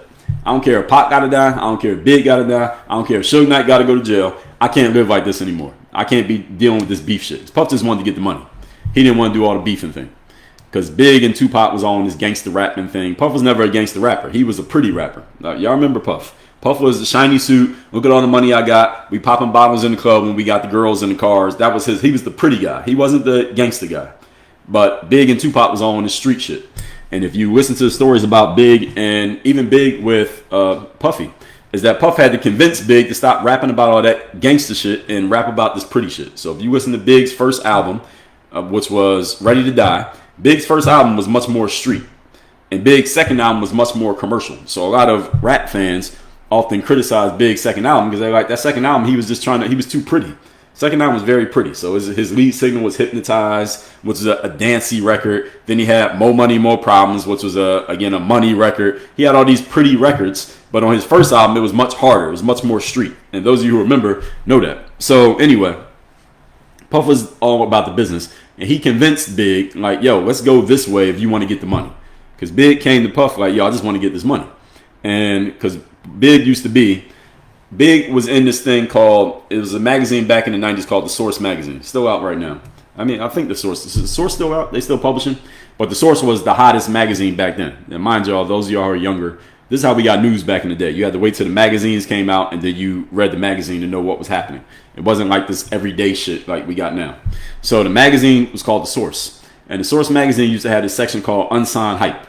And in the Unsigned Hype, they used to have some rapper who didn't have a deal. He wasn't signed to anybody, but they said this guy is actually good. So some rappers who appeared in Unsigned Hype, Big Punisher was in there, DMX was in there, Eminem was in there, Big was in there. Before anybody knew who they were in Unsigned Hype. So The Source knew their shit. They knew who the best rappers were before they became somebody. All these guys who became somebody were in Unsigned Hype. So Big was in Unsigned Hype. Notorious B.I.G. was in there. Actually, I think he might have called himself Biggie Smalls back then. He had to change his name because he got like copyright issues from the King of New York movie. So he changed it to Notorious B.I.G. And Puff got a meeting with Big. Big wanted to meet Puff. It was not Puff wanted to meet Big. Puff was the man already. So he had Jodeci, he had Mary J. Blige, he had done Heavy D. He had already put a bunch of people on. So Puff was already somebody. And Big gets a meeting with Puff. And Big said, I just want to get money. I just want to make money. And Puff had to convince Big. His first hit record that Big put out was a song called Juicy. So it was all a dream. I used to read Word Up magazine, that song, Juicy. And Puff, according to Puff, when he got in the studio with Big and he played the track, like the record he was going to rap over Juicy, because that's a song called Juicy Fruit from way back in the day, before my time, Big wasn't going to rap on the song. And this is all connected. I'm going to help y'all understand why it's all connected. Big was not going to rap on the song. Big was a street dude. He was a street rapper. He wanted the hard records, like the Give Me the Loot, records like that, if y'all remember Big's first album. And Big was not going to rap on the record, thought it was too soft. And Puff said to Big, yo, if you want to get money, you can't keep making these gangster records, because gangster records, the girls don't buy gangster records. The girls don't dance to gangster records. We can't play this record in the club. If you want to get money, Big, you got to make music that the kids and the girls can understand and that the girls can dance to, because then we can play that in the club and the girls buy the music. The men don't buy music. They just listen to it. They don't buy shit. If you want to sell records, you got to sell records to the females. And Big kicked Puff out the studio for 3 days. This is according to Puff, his story. And then when he came back in the studio, it was all a dream. I used to read Word Up magazine, and that record blew Big up. And then you got One More Chance, and you got all the other things. And then he completed the transformation in the second album, and then Big loses his life. And then Puff just takes the torch and does what he does. The whole point is, Puff was all about making money. He wasn't about being a gangster. And Gene Deal, who was Puff's security guard, tells the story of what happened that night, in that Gene doesn't say it in so many words, but he alludes to it strongly enough that you get the point. That he believes it was a setup and that Puff knew about it, according to the story. Now, y'all can go ahead and listen to him tell his own story, because I don't want to retell it because it takes too long. But long story short, when they left, they were in LA for an award show. I believe it was the Soul Train Awards. And they had a caravan of cars. So Puff is in one car in the front, and Big is in a car in the back. So they're in these big SUVs. And according to Gene is standing outside the club waiting at the car so that they can drive off. And they're just sitting outside the club. And Gene said Puff never did that. He said Puff was always on the move. If Puff said it's time to go, they get in the car and they go. And if you late getting to the car, you just get left. They'll just leave without you, and you just got to walk home. That's how Puff operated. But that night, they're just sitting outside the club, and they're not leaving. They're not leaving the club. And Gene is wondering, why is this dude not leaving? He always leaves. Like, he's left me before, but he's not leaving tonight. They're just sitting there, just sitting there, just sitting there. And Gene says, as he's standing there in front of the venue, and mind you, this is like a big venue with this big lot for valet and all that, he sees a man walk up, bow tie, walk up, a black guy. And he got a look on his face, he got a suit on, all that stuff. And dude seems to be walking towards the car that Puff is in. Now, Gene's standing outside the car because he's a security guard. And Gene looks at dude, and dude looks at him, and Gene puts his hand on his thing because he's like, this dude, something about this dude don't look right. The energy don't look right. Dude turns around and walks away. Now, they finally get in the car and drive off. As they start driving, Gene, there's a whole story behind this that Gene is talking about. And he tells the driver of Puff's car, because he's in the back seat, Puff's in the front seat, and there's a driver sitting in the driver's seat. He tells dude, just run the next 3 lights because something don't feel right out here. Just run the red lights. It's like 2 a.m. So just run the red lights. So the driver does it. He runs the red lights. Thing is, the car behind him, Biggie's in the car behind him. And Biggie, their driver, doesn't run the red lights. Their driver stops at the red light. Another car pulls up. Boom. There goes Notorious B.I.G. Now go listen to Gene tell his own story. But he talks about that. I'm saying bow tie because I got to be careful what words I say on TikTok. Just in case any of you wonder why I said bow tie. But if I wasn't on TikTok, then I'd say it much more plainly. So whispers and rumors, folks, don't equal proof. Now, what I just told you what Gene said. He was a security guard. He's telling the story. Puff ain't telling that story. Nobody else is telling the story. He told the story. So when it comes to Puff, we cannot convict him based on, again, a character judgment. And I'm telling you all of this to help you understand the bigger picture of Puff because some of you weren't around or know about these stories. But if even half of what's being said so far about Puff is true just from the Cassie testimony alone, then it's disturbing. And people have every right to express outrage at someone who used their wealth and fame allegedly to manipulate other people, which is what it looks like Puff did according to the federal agents. Now, I want to be clear again. I will emphasize again, the defense has not even made their case yet. Now, all of you need to understand that. Puff's defense team has not they haven't called a witness yet. They haven't got to go on the offensive yet. Right now, they're just playing defense. That's pretty much what it is. It's like a boxing match. The other guy's just throwing punches at you. Sometimes you just got to cover up and let him punch himself out until you get a chance to go on offense. Right now, Puff's team is on defense. They're just taking punches right now. Now, expressing outrage is one thing, but declaring someone guilty before the case is done is another thing. So again, we don't know if Puff's guilty yet. And the jury has to decide that. And he needs to get a fair trial. All right, fair trial in America is that you get to have your day in court and everybody gets to call to the stand and we're going to see. But it's too early. Now, we have seen, this is one of the arguments against Puff. We've seen a whole bunch of powerful men dodge accountability. And I think there's this is the challenge for Puff. And this is really, I understand why he got all that gray hair. He's stressed out right now because he understands what I'm about to say to you. We've seen a lot of powerful men dodge accountability. So when a man who has had power and it looks like he abused that power, there's a whole bunch of people who want to see him fall, not only because of what he allegedly did, but to make up for all the other men who didn't get held accountable. Is this true or not? Put yes in the comments if you believe that. If that has something to do with how you feel about this case so far. That you've seen powerful men get away with shit, and now here's a powerful man who looks like he did some shit, and even if he didn't do all of it, just the fact that he did some of it, if you think he did some of it, that can serve as solace for all the other men who got away with their shit. And there's a lot of sentiment for that. Both a lot of women feel that way, I know. I see a lot of you in the comments here. And a lot of men feel that way as well. That there are men out there who are like, yo, I'm a good guy. I would never do any of those things. And this guy doing those things, if you believe he did them, he deserves to be held accountable for that. And I agree with that if he did them. But again, I'm withholding judgment because you got to prove it. You still got to prove it. And people, I believe, socially, I'm just talking the bigger picture of commentary, people are tired of waiting for the courts to catch up. And now people want to see somebody finally get held accountable for some shit. And I get it. I understand that. I understand how people are like, look at all these things people got away with. Now we finally got a chance to hold them accountable. Let's hold them accountable. And if somebody is to admit that, I can respect that. Even though I don't think that way, I can respect when people admit that and just say, look, a whole bunch of people that got away with shit in the past. Maybe this guy didn't do all the stuff they're accusing him of, but If he gets held accountable and that makes up for all the other people that didn't, then I would be happy. If someone said that, I would respect you just keeping it real. But when people are trying to say, well, we know he's guilty because of what we heard so far, that's not keeping it real. That's your emotions talking. Is your emotions talking the other way as well? But at least you can be honest about the fact that you don't even want to see it balanced out because, or not balanced for him, because it helps balance things out in the bigger picture for everybody that what we had in life. But on the flip side, mob justice is not justice. Although I understand, if you're a female or a male, and you believe that a lot of powerful men have abused their power and gotten away with the shit, I understand. However, railroading P. Diddy to make up for something that somebody else got away with, I don't think that's okay. And so I can see both sides of this. I can see one side, I can see the other side. I don't think it's okay to railroad Diddy based on something that happened with, I don't know, who's the man that got away with it? Can you give me a name of a man who got away with something similar to what they're accusing Puff of when it comes to the abuse of women? Who's the man who did it and it looks like he got away and people are mad because he got away? OJ. Well, OJ. Okay, let's say OJ Simpson is one. Someone said Trump.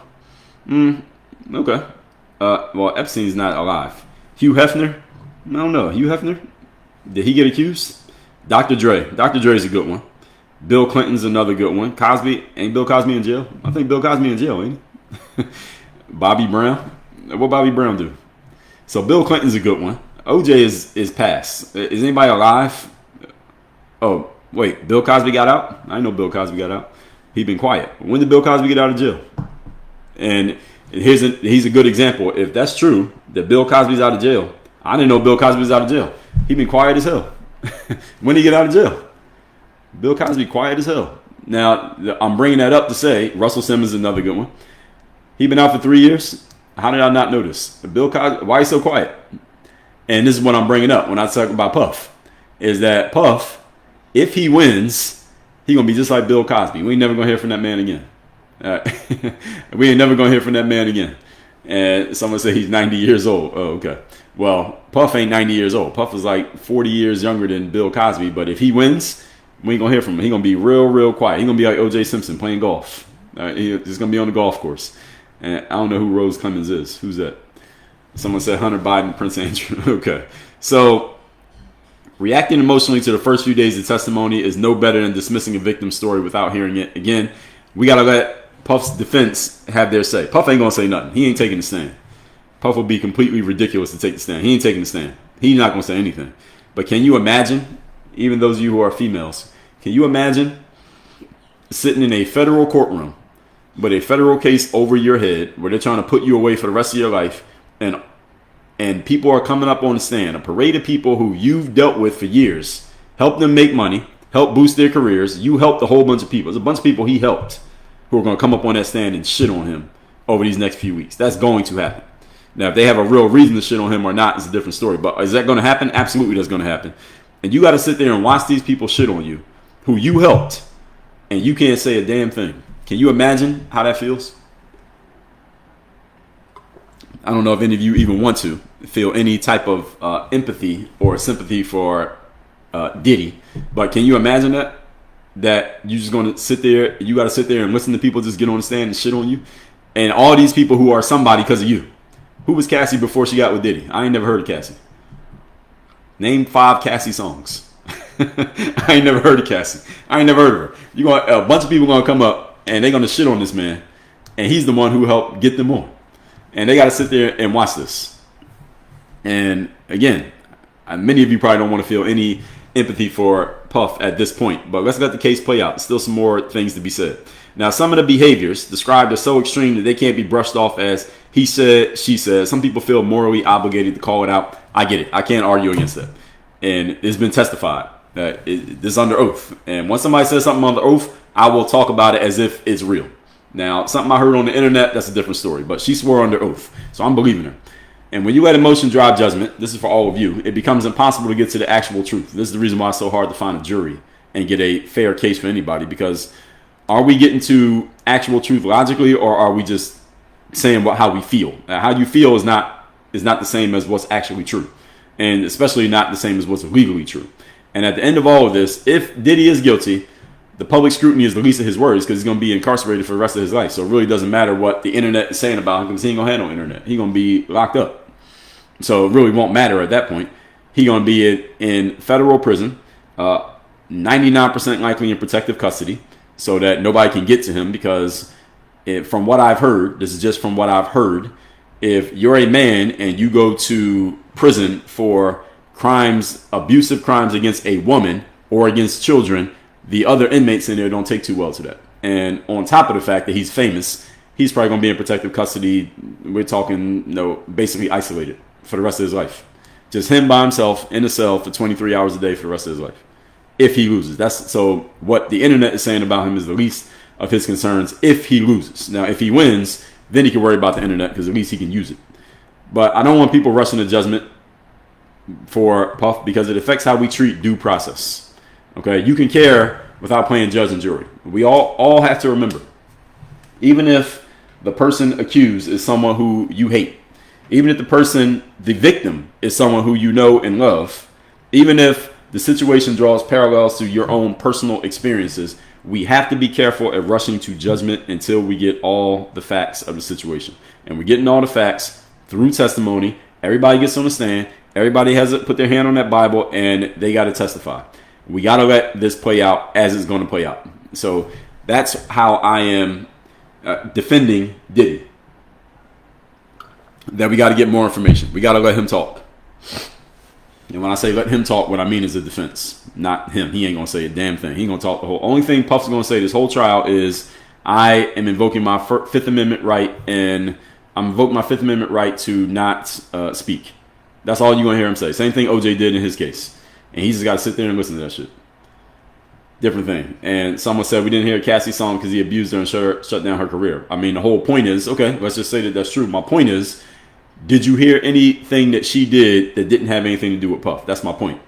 And you're going to hear a whole bunch of other people get on the stand that, again, the same thing is going to apply to them and they're going to be shitting on him. I'm saying it as a way of looking at it from his perspective. I'm not saying that makes her wrong. I'm saying that look at it from his perspective.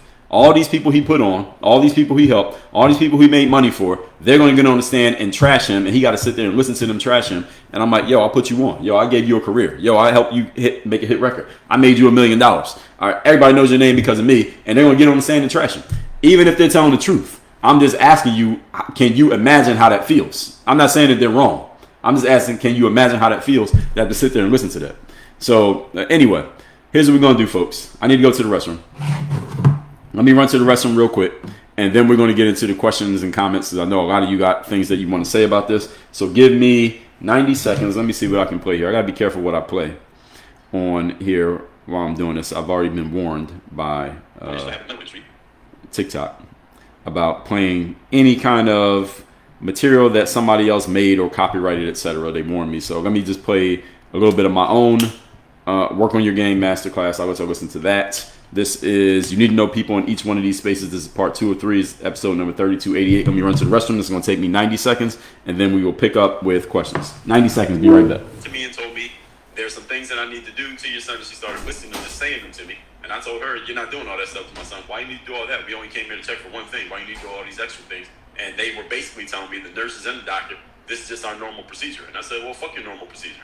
There's a reason why I had a home birth, because I don't want to go through your normal procedure. I'm not doing all this. And I got my midwife on the phone, and she said, get them to write down every single thing they want to do. And we got the doctor to write everything down. It was like 11 things she wanted to do. Literally 11 different things she wanted to do to my child who was just born that day. And I read them off to the midwife, and the midwife said, only let her do number 6 and number 10. Like, only let her do 2 of these things. The midwife warned me. She said, Dre, if she does some of these other things on there, the law says that the baby has to stay in the hospital in the neonatal intensive care unit for 10 days to be monitored after they do this thing. So make sure they only do the things that I'm telling you. She didn't say it that way, but I got the message and I told them, y'all can only do these things. You can't do anything else. Ended up getting my child out of the hospital within 24 hours. Even that was like tooth and nail fight and having to cuss people out and having security called on me in the middle of Jackson Hospital in Miami, Florida, because they want to go through their thing. Here's the point.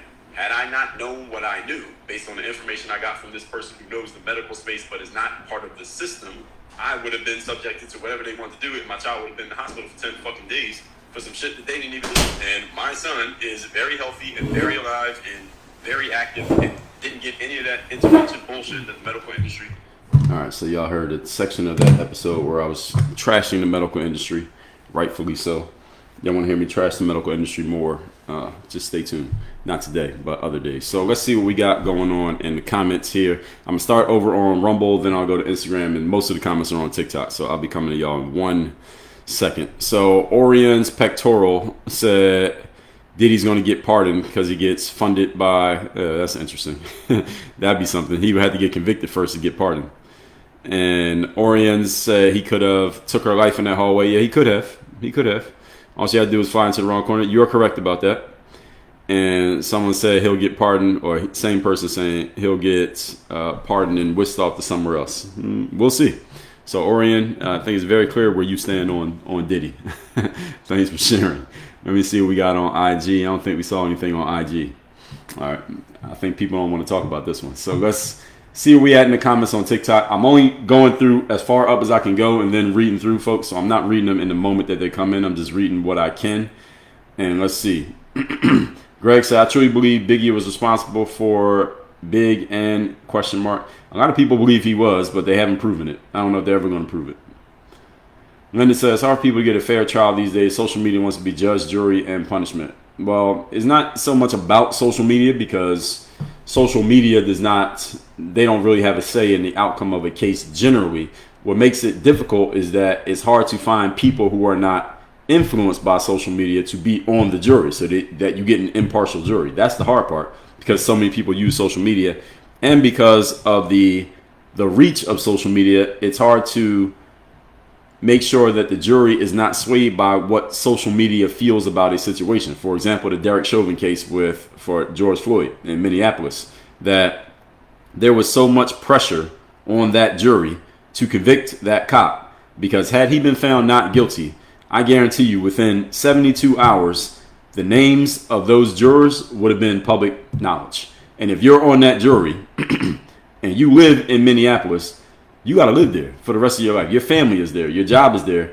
You're going to go and vote not because if you get found not guilty, that means all of them found him not guilty. So it's not like you got to find one person, all of them. So how do you find an impartial jury in that situation? It's damn near impossible. So that's what social media does these days when it comes to court cases, especially high profile cases. Petty said, we have weeks left in this trial, so much is going to change. I agree with that. Carlotta said, a deterrence for future behavior. Maybe. Maybe. DJ said he sued one of the main families, are going to make an example out of him. We'll see. Judah said that sentiment is not right. People must be punished based on actual facts of the crime. Well, I mean, you see what's happening. Love Kiki Green said, I know he's guilty because I was there. Where were you? What do you mean you were there? King Brenton said, I think it's weird and fake to have that mindset or stance when Donald Trump is the president. What does Donald Trump have to do with anything we're talking about here today? Lukey said he's not being railroaded. Okay, well, how so? What you got? Miss Best said, we don't know them specifically, but we know they're real. I do believe it's real. The thing is, I don't like the idea of Puff having to pay for that. Anthony said, powerful rich men get away with what they want depending on their culture. Possibly. I mean, anybody can get away with what they want depending on how it happens. I mean, it's not just men. I understand it, this being a referendum on men who are powerful and noted for having money, because that's who Puff is. He's powerful and noted for having money. But people of other identities get away with things too. So, M. Leg said they're accusing Smokey Robinson. Hugh Hefner ain't alive anymore. There was a good documentary they made about Hugh Hefner. It wasn't a documentary. It was like a series. It was acting on Hugh Hefner. I think it was on Amazon Movies, I think is where I saw it. CNB said, I think they want the rights to all their music. Who wants them? That music is worth a lot of money. King says, you all not calling out Trump. The conversation is about Diddy and his case. What does Trump have to do with this? Roger Clemens? Oh, Roger Clemens is a baseball player. I think that's what you're talking about.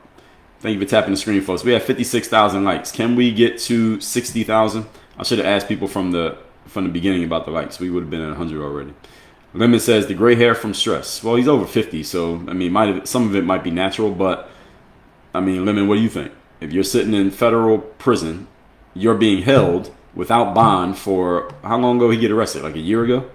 And now you're sitting there knowing the charges against you, knowing that you can't use your money to get out, and knowing that the feds are just building a case against you where your life is going to be on the line. And your whole life has been about being in the spotlight. And now here you are in a cell and you got to sit there until you go to trial where they're going to try to hang you for life. Would you not be stressed? No, I think that would stress anybody out. Jock said Cosby got out for medical reasons. Oh, house detainment. I didn't even know that. I had no idea he was out. So I guess he's going to be gone soon, Bill Cosby. Jen said, aren't they curious like the rest of the world is curious about all the people who have passed? Passed from what, though? Miss Coco BK says, so disappointed to hear you use female. Why? What's wrong with the word female? I didn't know there was an issue with the word female. Gigi said, Diddy not that dumb to get on the stand? No, he's not getting on the stand. No, sir. Soul So Bright said, I have no sympathy. He treated those around him as disposable. Well, it depends on who you're talking about. Some people are disposable. I don't mean disposable like their life, but sometimes if people ain't bringing any value, they are disposable, generally speaking. But it depends on who you're talking about. Lady T said he was ruthless. Well, most people who reach high levels of success are ruthless. You kind of have to be. Mark Cleary said he made his bed. I don't feel sorry for him. Well, we'll see if he has to lay in that bed. Let's not jump to conclusions yet. Jock said Cosby is detained to make room for people like Diddy. We'll see. We'll see. Sheem said it's not going to all be true. They're going to lie. Well, they're under oath. So if Diddy's lawyers are any good and one of the prosecution's witnesses lie, they should be happy because two things happen. Number one, that testimony is completely irrelevant now and the jury is not going to consider it. And number two, that person is going to be found guilty of perjury and they can be incarcerated for that. And number three, will be incarcerated. And number three, that helps the defense because now it makes the entire prosecution case seem not credible because they brought up a witness who went up there and told something that wasn't the truth. So the prosecution, they had to prepare their witnesses by saying, hey, you actually need to tell the truth. Don't get up there and lie because if you get caught lying, that's going to hurt their entire case. So they are incentivized to make sure nobody gets up on that stand and lies. Just said Cassie was a model. Yeah, I'm pretty sure. But again, nobody heard of Cassie before she got with Puff. Tack Elite said Cassie has hits. No, she doesn't. Tack Elite, stop it. The only hit, Cassie had one song called Me and You. I remember that song. The beat was catchy, but her singing she's not that good of a singer. And the only hits Cassie got is the ones she took in front of that elevator. I'm sorry, ladies, for the joke, but you set me up for that one. I had to give that one. All right, so King said they could put Diddy away for the firearm with the serial number scratched off. They probably could. They're going to bring that up. That's coming in. Shelly said, oh, you mean the way his victims felt? I don't feel sorry for him. Fair enough, Shelly. Fair enough. I got to present both sides of the conversation. This is what I do. Mary said, just because someone elevate your career doesn't give you the right to mistreat someone. I agree with that. What I'm framing it as is there are people who are going to come up there and testify things about him character-wise, even though he didn't do anything to them. It depends on what you mean by mistreat. So let's say somebody comes up there and they feel like Diddy didn't pay them enough money or Diddy kept their publishing and they didn't make as much as they thought they should. They're going to come up there and testify against him in a case that his life is on the line. Is that the time and place to do it? That's what I'm saying. Judith said others were complicit in watching and knowing. Oh, I'm sure. And a bunch of them are going to take the stand. We're going to see. D. Jean Midget said, who turned Diddy in the lifestyle gets away with it? Oh, the other thing I mentioned earlier is that Diddy was filming all this stuff. So this is what makes it more depraved. He was filming it, which means he was kind of, I guess he got off on the concept of not only, oh, and this is what Cassie said on trial. I forgot to mention this. I mean, not on trial, on the stand. Cassie said that Diddy would have the iPads that filmed all the stuff that they were doing and that he would threaten her, either directly or indirectly, that if you don't do what I want you to do, I'm going to release the video footage that I have of you, of us, and it will ruin your career. It will ruin your life. And Cassie was afraid of having her life ruined, so she just continued to comply with Diddy so that he didn't put the footage up. And I guess he wasn't in all the footage, so I guess he was going to get away with doing that. According to testimony. X said, Miss Bess said he held a lot of people down too. Do you mean a good way or a bad way? X said, I think it is messed up that she married the trainer. I think the trainer might have knew exactly what kind of lifestyle she was into, and he married her anyway. He's not on trial. Soul So Bright said he didn't help her career at all. To be honest, he just turned her out. Well, that was the career he decided for her. But just stepping outside of the case thing, I don't think Cassie's that talented of an artist. Personally, I don't think she's that good. But some of you may think she is. Fitzgerald said he gatekept all of her songs. Yeah, according to her. But here's the thing about songs. If your song is hot, the song's going to come out. The song will find its way to the light if you make a hot record. Generally speaking. CNB said, I do because I feel the government already played our kind for years. So what, you think he should get out? Jen said, why is nobody investigating all the lives that are lost around Diddy? Well, they did investigate them and they ain't find nothing. That's the whole thing. Frank said, how did his wife die? Whose wife? Whose wife you talking about? Shelly said he's going to hurt himself. You talking about Puff? Donnie said they have yet to prove a RICO charge. No, they have not yet. This part is just about undermining his character. This part of the witnesses, Cassie was there to undermine his character and show how coercive and abusive he was as a man. Georgia says, somehow, some way, I think he's getting off. Not that I agree, but my opinion. We'll see. It's too early to tell. As it goes further, I'll have a stronger opinion on that, but it's way too early right now. TikTok says innocent until proven guilty. Joy Bell says we have enough facts. No, we don't. Joy Bell, we do not have enough facts. The defense hasn't even made their case yet, so we can't say we have enough facts. We can't only listen to one side of the story. We got to get both sides. Money, power, respect is on trial. In some ways. Love number one said the LAPD was getting paid off for Puff to get away with stuff. There is a lot of argument about that. Unstoppable said, do you think Trump will pardon Puff? No. No. Mike said, all right, people that got deported without due process. Y'all find a way to make Trump part of this conversation. Michelle said, disagree, Dre. They have too much on video and tapes. Well, again, they got to prove what the crime is. The whole thing is you got to prove the crime. They got it on video, but what's the crime? That's the thing. Larry said Jay-Z not supporting his man. Well, Jay-Z doesn't really talk much, which is actually a smart thing by Jay-Z. But his defense team was saying that his defense said in behalf of Jay-Z that he's not actually friends with Puff. They just knew each other from business. Allegedly. I don't think that's the case. I think that's just Jay-Z being smart. Let me not stand next to this dude right now. And who knows? They might try to call Jay-Z to the stand as a character witness for Puff, but I highly doubt that happens. I mean, it would be interesting. It would be very, very interesting if that happened, but I highly doubt it.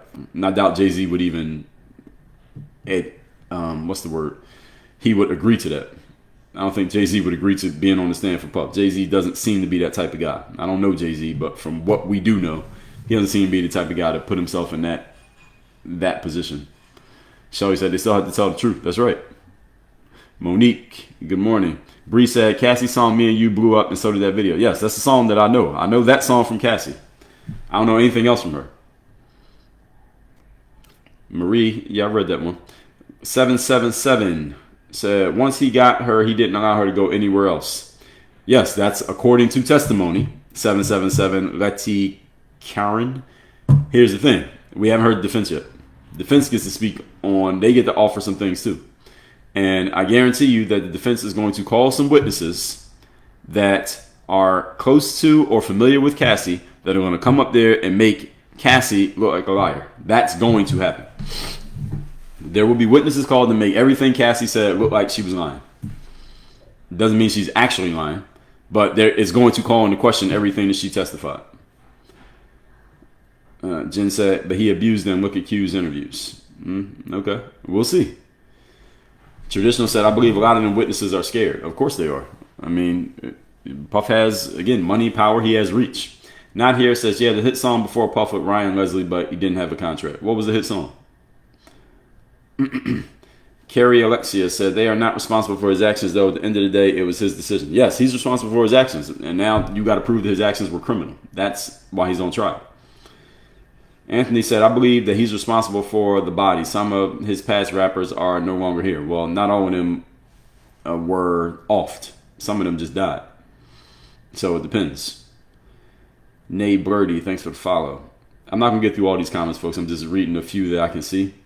But I'm not going to be able to get through all of them, but I'm trying to get through as many as I can. Ruthie said he probably had been dyeing his hair already. He can't now, so you're seeing his gray. Maybe. That's possible.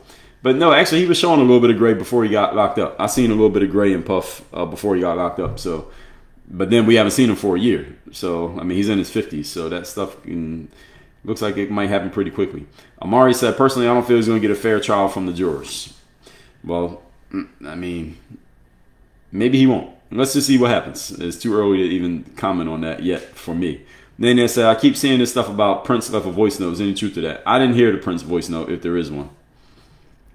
Lawyer Up, Civil Rights Matter said, everyone heard of her but you. Lawyer Up, I wouldn't go that far. I wouldn't go that far. Lawyer said, we watched an aggravated kidnapping. That, as far as that video, if the rest of the story and the testimonies are true, then generally you're correct. Now, they got him on a whole bunch of other charges, though. So, again, he might get convicted on that charge, but what kind of sentence would he get just for that alone? I don't know. Francis said, Cassie was with Puff for 10 years. She couldn't sing, so she had to agree to some of the allegations. Generally, I think, well, a lot of people said that she couldn't sing even when she was out. And they were like, well, Cassie running around with Puff all this time. She's his girlfriend and she ain't putting no music out. People used to make jokes about that. Why Cassie ain't putting no music out? She's running around with Puff as his girlfriend, but she ain't making no songs. Is she supposed to be a singer? And people listen to her sing. Again, my personal opinion is that she is not a good singer. Pretty, but she's not a good singer. That's been my opinion ever since I heard her first record. The first record was catchy. There's a whole lot of singers who are famous who can't sing. So it's not a condemnation of Cassie as a person to say she can't sing. A lot of people can't sing. And they're still famous. All right, J-Lo can't sing. She's famous. All right, so Larry Jefferson said they're going to do Diddy like R. Kelly. We'll see. In my let them era, said ain't no way anyone's going to defend his actions. He got a whole defense team defending his actions.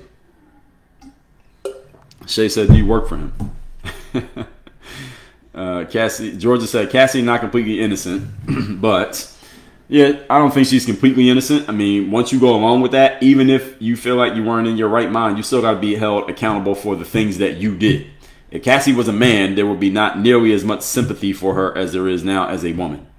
Let's just say Diddy was gay and everybody knew he was gay. He did the same things with a man that he did with Cassie. There would not be nearly as much sympathy for the man if the man was doing everything that Cassie has copped to doing. So it's just human nature is what it is. And will that matter in court? Yes. Adelina said, addiction will make your morals out the window. Yeah, that's what it's looking like. Ote said, Cassie had videos of her own too. You talking about the freak off videos? R. Philly said, Cassie is a star witness. Would it be a case without her? Not really, no. If they didn't have Cassie, they wouldn't have much of a case. They could still try something, but it wouldn't be what it is now. The reason the case is because of that hotel video. When that video came out of Puff beating her ass, he couldn't say it didn't happen. He couldn't deny it. It wasn't hearsay anymore. It was, okay, look at you beating her ass on video. You can't deny that. He came out the next day with an apology video. So as soon as that happened, we all knew, okay, he did it. He can't say he didn't do that. Now, everything else, the credence of that video makes everything else sound true. That's human nature. So Puff denied all the allegations against him all these years of all the bad things people accused him of. When that video came out, him beating her ass, now every accusation against him is credible because of that video of him beating her ass. If that video didn't come out, this would not be a case. They wouldn't even have a case. Adelina says she testified she was probably facing charges too. Yeah, she might have been. She might have gotten immunity in exchange. But I don't know. Do they announce that? Yolanda said Diddy goes after young artists that aren't that good. Well, Usher was good and Justin Bieber were good. So sometimes. But the thing is in the music industry, in defense of Diddy, is that in the music industry, just like the modeling industry, just like the TV industry, just like sports, is that anytime someone looks like they have promise and they might become somebody, you want to get them in your stable because if they become somebody, now you got a winner. But in the industry, the law of averages is for every 10 artists you bring in, maybe only 2 of them become good and the other 8, they just wash out and they disappear. So look at Lil Wayne. He signed a whole bunch of artists that ended up being nothing, but he also signed Drake and he signed Nicki Minaj. So he got those 2 winners that make Lil Wayne look like a genius. But then if you look at all the other artists he signed who ended up being trash, then I mean, it just depends on the way you want to look at it. So you got to bet on a whole bunch of. It's like horse racing. You bet on a whole bunch of horses, but only maybe one or two become stars. You can say that about anybody in the industry, though. You sign a whole bunch of people, and maybe a couple end up great. Cassie wasn't that great, but he found another use for her, basically, for lack of a better term. Steph Knowles said, "What's the best source to follow this case on?" There's a few channels that I've been following that have been giving good background. So let me find that legal one. So first of all, Myron Gaines. I don't know how all y'all feel about Myron Gaines. He lives down here in South Florida. I've seen him a few times. I don't know him, but I've seen him a few times. Myron Gaines is doing a good recap. Myron Gaines used to actually be a Fed. He used to actually work for the Feds. So he is good at kind of legally explaining. And he is according to him, he was in New York. And he was at the trial in the courtroom. And he would give his breakdown of what happened. So he's been doing a good breakdown. I've listened to a couple of his, and they're actually pretty good. Then there is, what's the name of that channel? There's another channel I was watching on YouTube. They changed the algorithm flips so quick. Where if you don't watch a certain video after like 2 days, then they flip it on you and they take the people away. Let me find the name of that channel. This is another YouTube channel. It's more network based, and they do a good breakdown as well. Oh, it's called the Law and Crime Network on YouTube. The Law and Crime Network.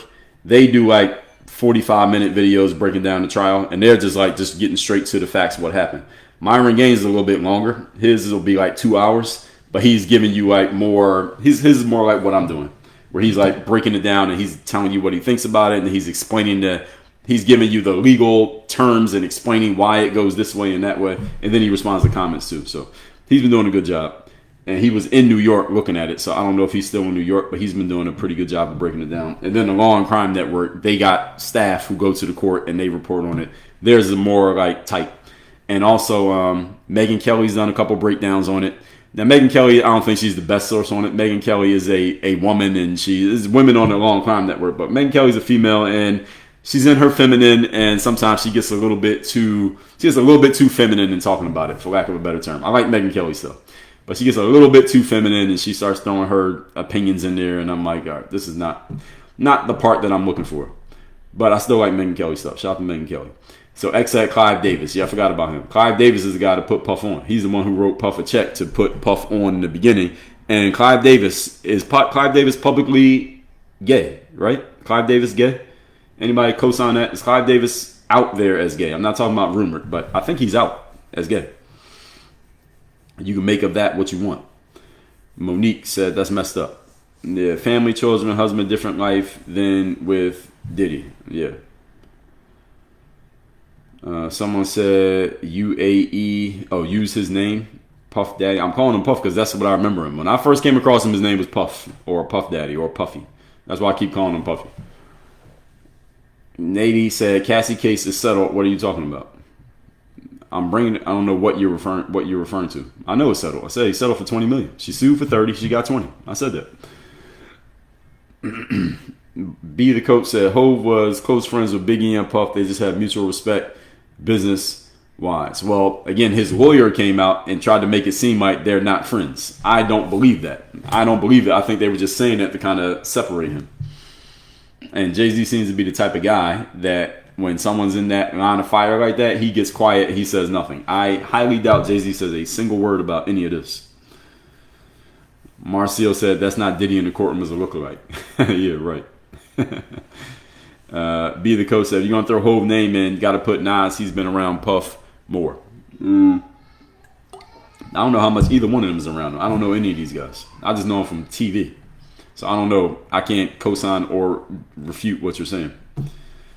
Red said maybe it's super stressful being on trial, everything being publicized. Yes, I said that you're sitting in a holding center for a year knowing that they're trying to put you in jail for the rest of your life. That would stress anybody up, I would think.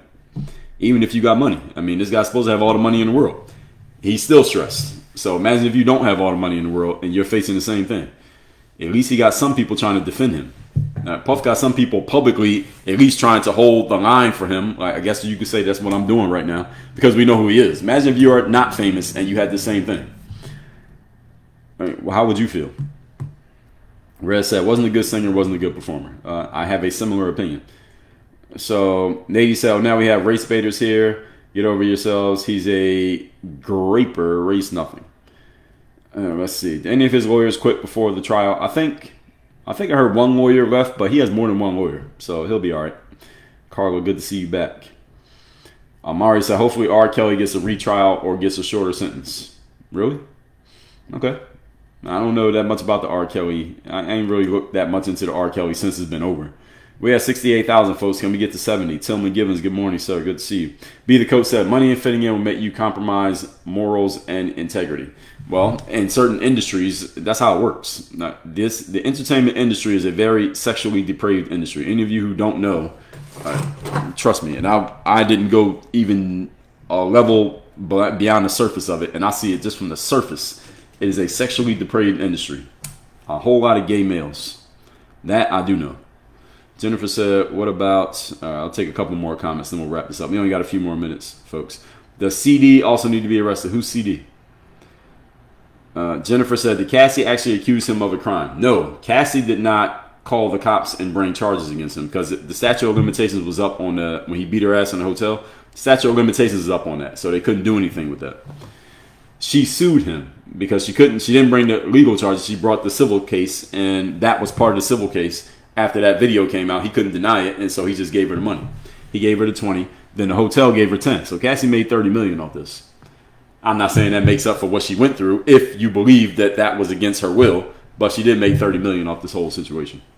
Dr. Blacksock says Clive Davis is corrupt to the bone. Many people said. King Brenton says people can't separate their personal feelings from actual facts. Generally, that's also true. We're at 71,000, folks. Can we get to 80,000 in this next 3 minutes before I wrap this one up?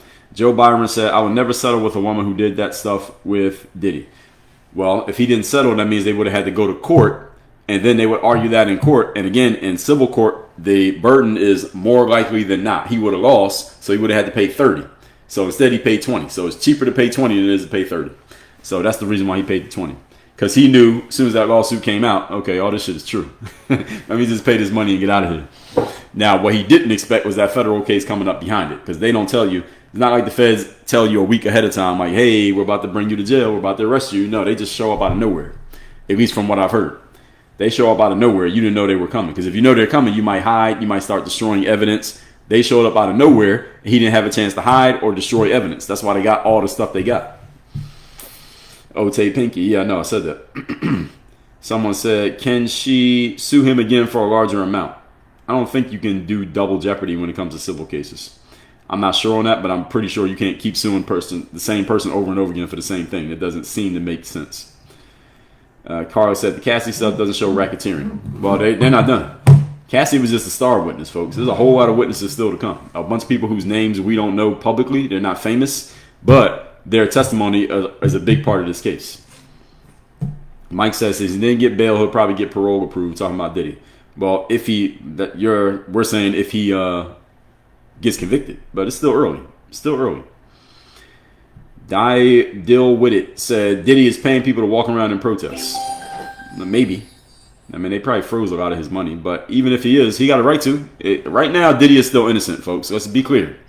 Diddy is still innocent as of this very moment. All right, he has not been convicted of anything yet.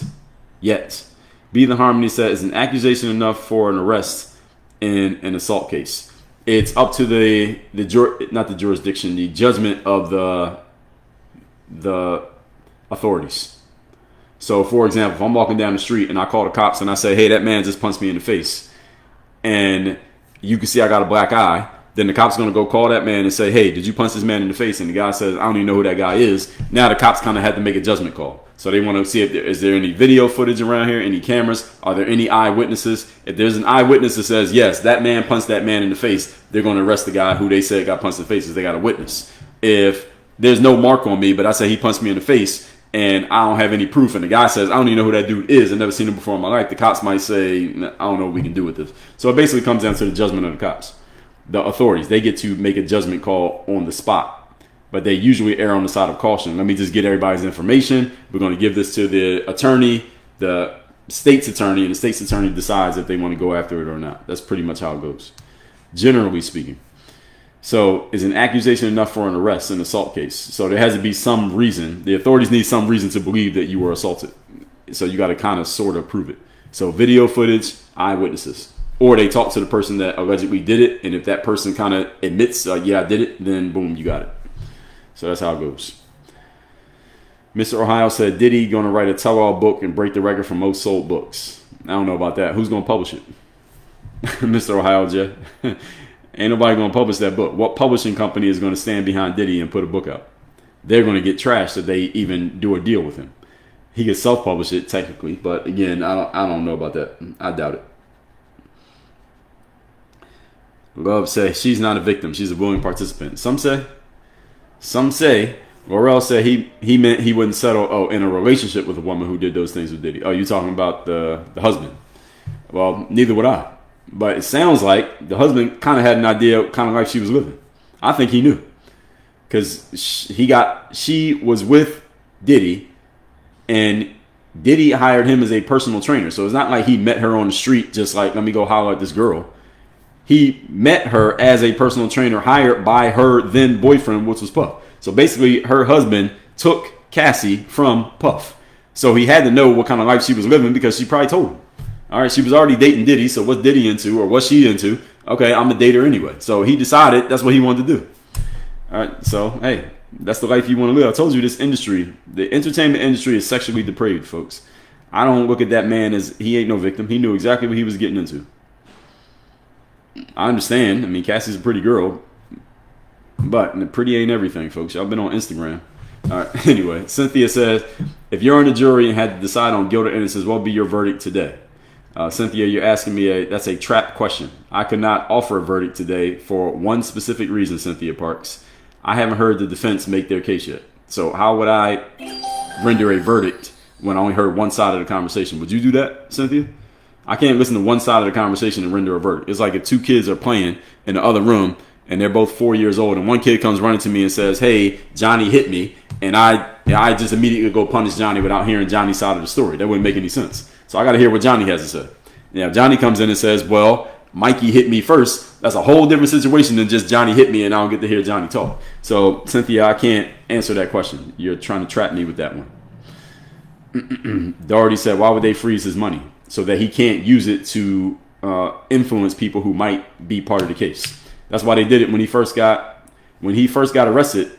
They started freezing his assets, so he couldn't use his assets to influence people who might be called as witnesses. That was the very point. Be the Harmony said, can another county police be told if one county police isn't taking the case seriously? Now you're asking me questions about what a county can do. You're going a little bit deeper than what I would understand. And it also depends on what state you're in and which county, because every county and state has different laws. So the laws in the state of Florida are different than Tennessee, different than California. Steph Knowles, I do not know this person, Peter, you are mentioning. Florida's a big state. You just mentioned one random person. Carla said a one-night stand girl. Yes, is one way of looking at it. Yeah, and other things they can be used for too. Okay, so folks, I do these live streams Monday through Friday, 8 a.m. Eastern. I am not always talking about P. Diddy or Sean Combs or Puff Daddy or whatever y'all call this guy. But I do talk about a current event. There are a few things we have on the docket that need to be discussed. Did y'all hear that Joe Biden has cancer? So we might talk about that, not necessarily about the cancer, but about the whole conversation about the Joe Biden cover-up. And it was a cover-up. That, I think we all can agree, it was a cover-up. We may talk about this Trump and Big Pharma thing when it comes to him trying to lower prices. They're throwing out rumors that the cop from the George Floyd situation, Derek Chauvin, might get pardoned. I doubt it, but let's just see. We might do this Joe Biden one tomorrow. So we got a few topics on the docket that may be discussed and other things that may happen today that may get pushed to the top of the pile. So I do these live streams, as I told you, Monday through Friday, 8 a.m. to 10 a.m. Eastern. I went a little bit over here today because I had a lot that I need to share on this subject. But if you like this one, click on the link in my bio on TikTok. There's workonyourgame.live. Click on that link. It gives you all the other things you can do to make sure you stay engaged. So you want to get one of my books for free. You want to get on my email list for free. You want to access my Dre GPT chatbot. You can do that. You want to get into my coaching program. You can find out more about that. That's all in the link in my bio, workonyourgame.live. Y'all can see that right there on Instagram. It's in the pinned comment on YouTube and also on Rumble. It's also on Facebook. We didn't get on LinkedIn here today because LinkedIn was giving me some issues, but usually I'm on 7 different platforms at the same time. 7. TikTok, Instagram, LinkedIn, Facebook, Rumble, X, YouTube, and what did I mention? Facebook. So I said 8. So I said Facebook twice. So I'm on all those platforms all at the same time, Monday through Friday, 8 a.m. Eastern. We got the 80,000 likes here today. Thank you to my moderators in here. Carl, I see you in here. Thanks to the others who are also in here. Courtney was in here. I saw China was in here. A bunch of others of you that are in here on a regular basis. I appreciate you. I will see you all tomorrow, 8 a.m. Eastern. Topic to be determined. Click the link in my profile to learn more about how you can get more of our stuff outside of these live streams. Follow me on Instagram. My Instagram's in there. And also the replay to this live will be on my YouTube channel, which I'm recording on over here. That replay will be up on YouTube as soon as this is over. Everybody have a great Monday. I'll see you all tomorrow morning. We are out of here.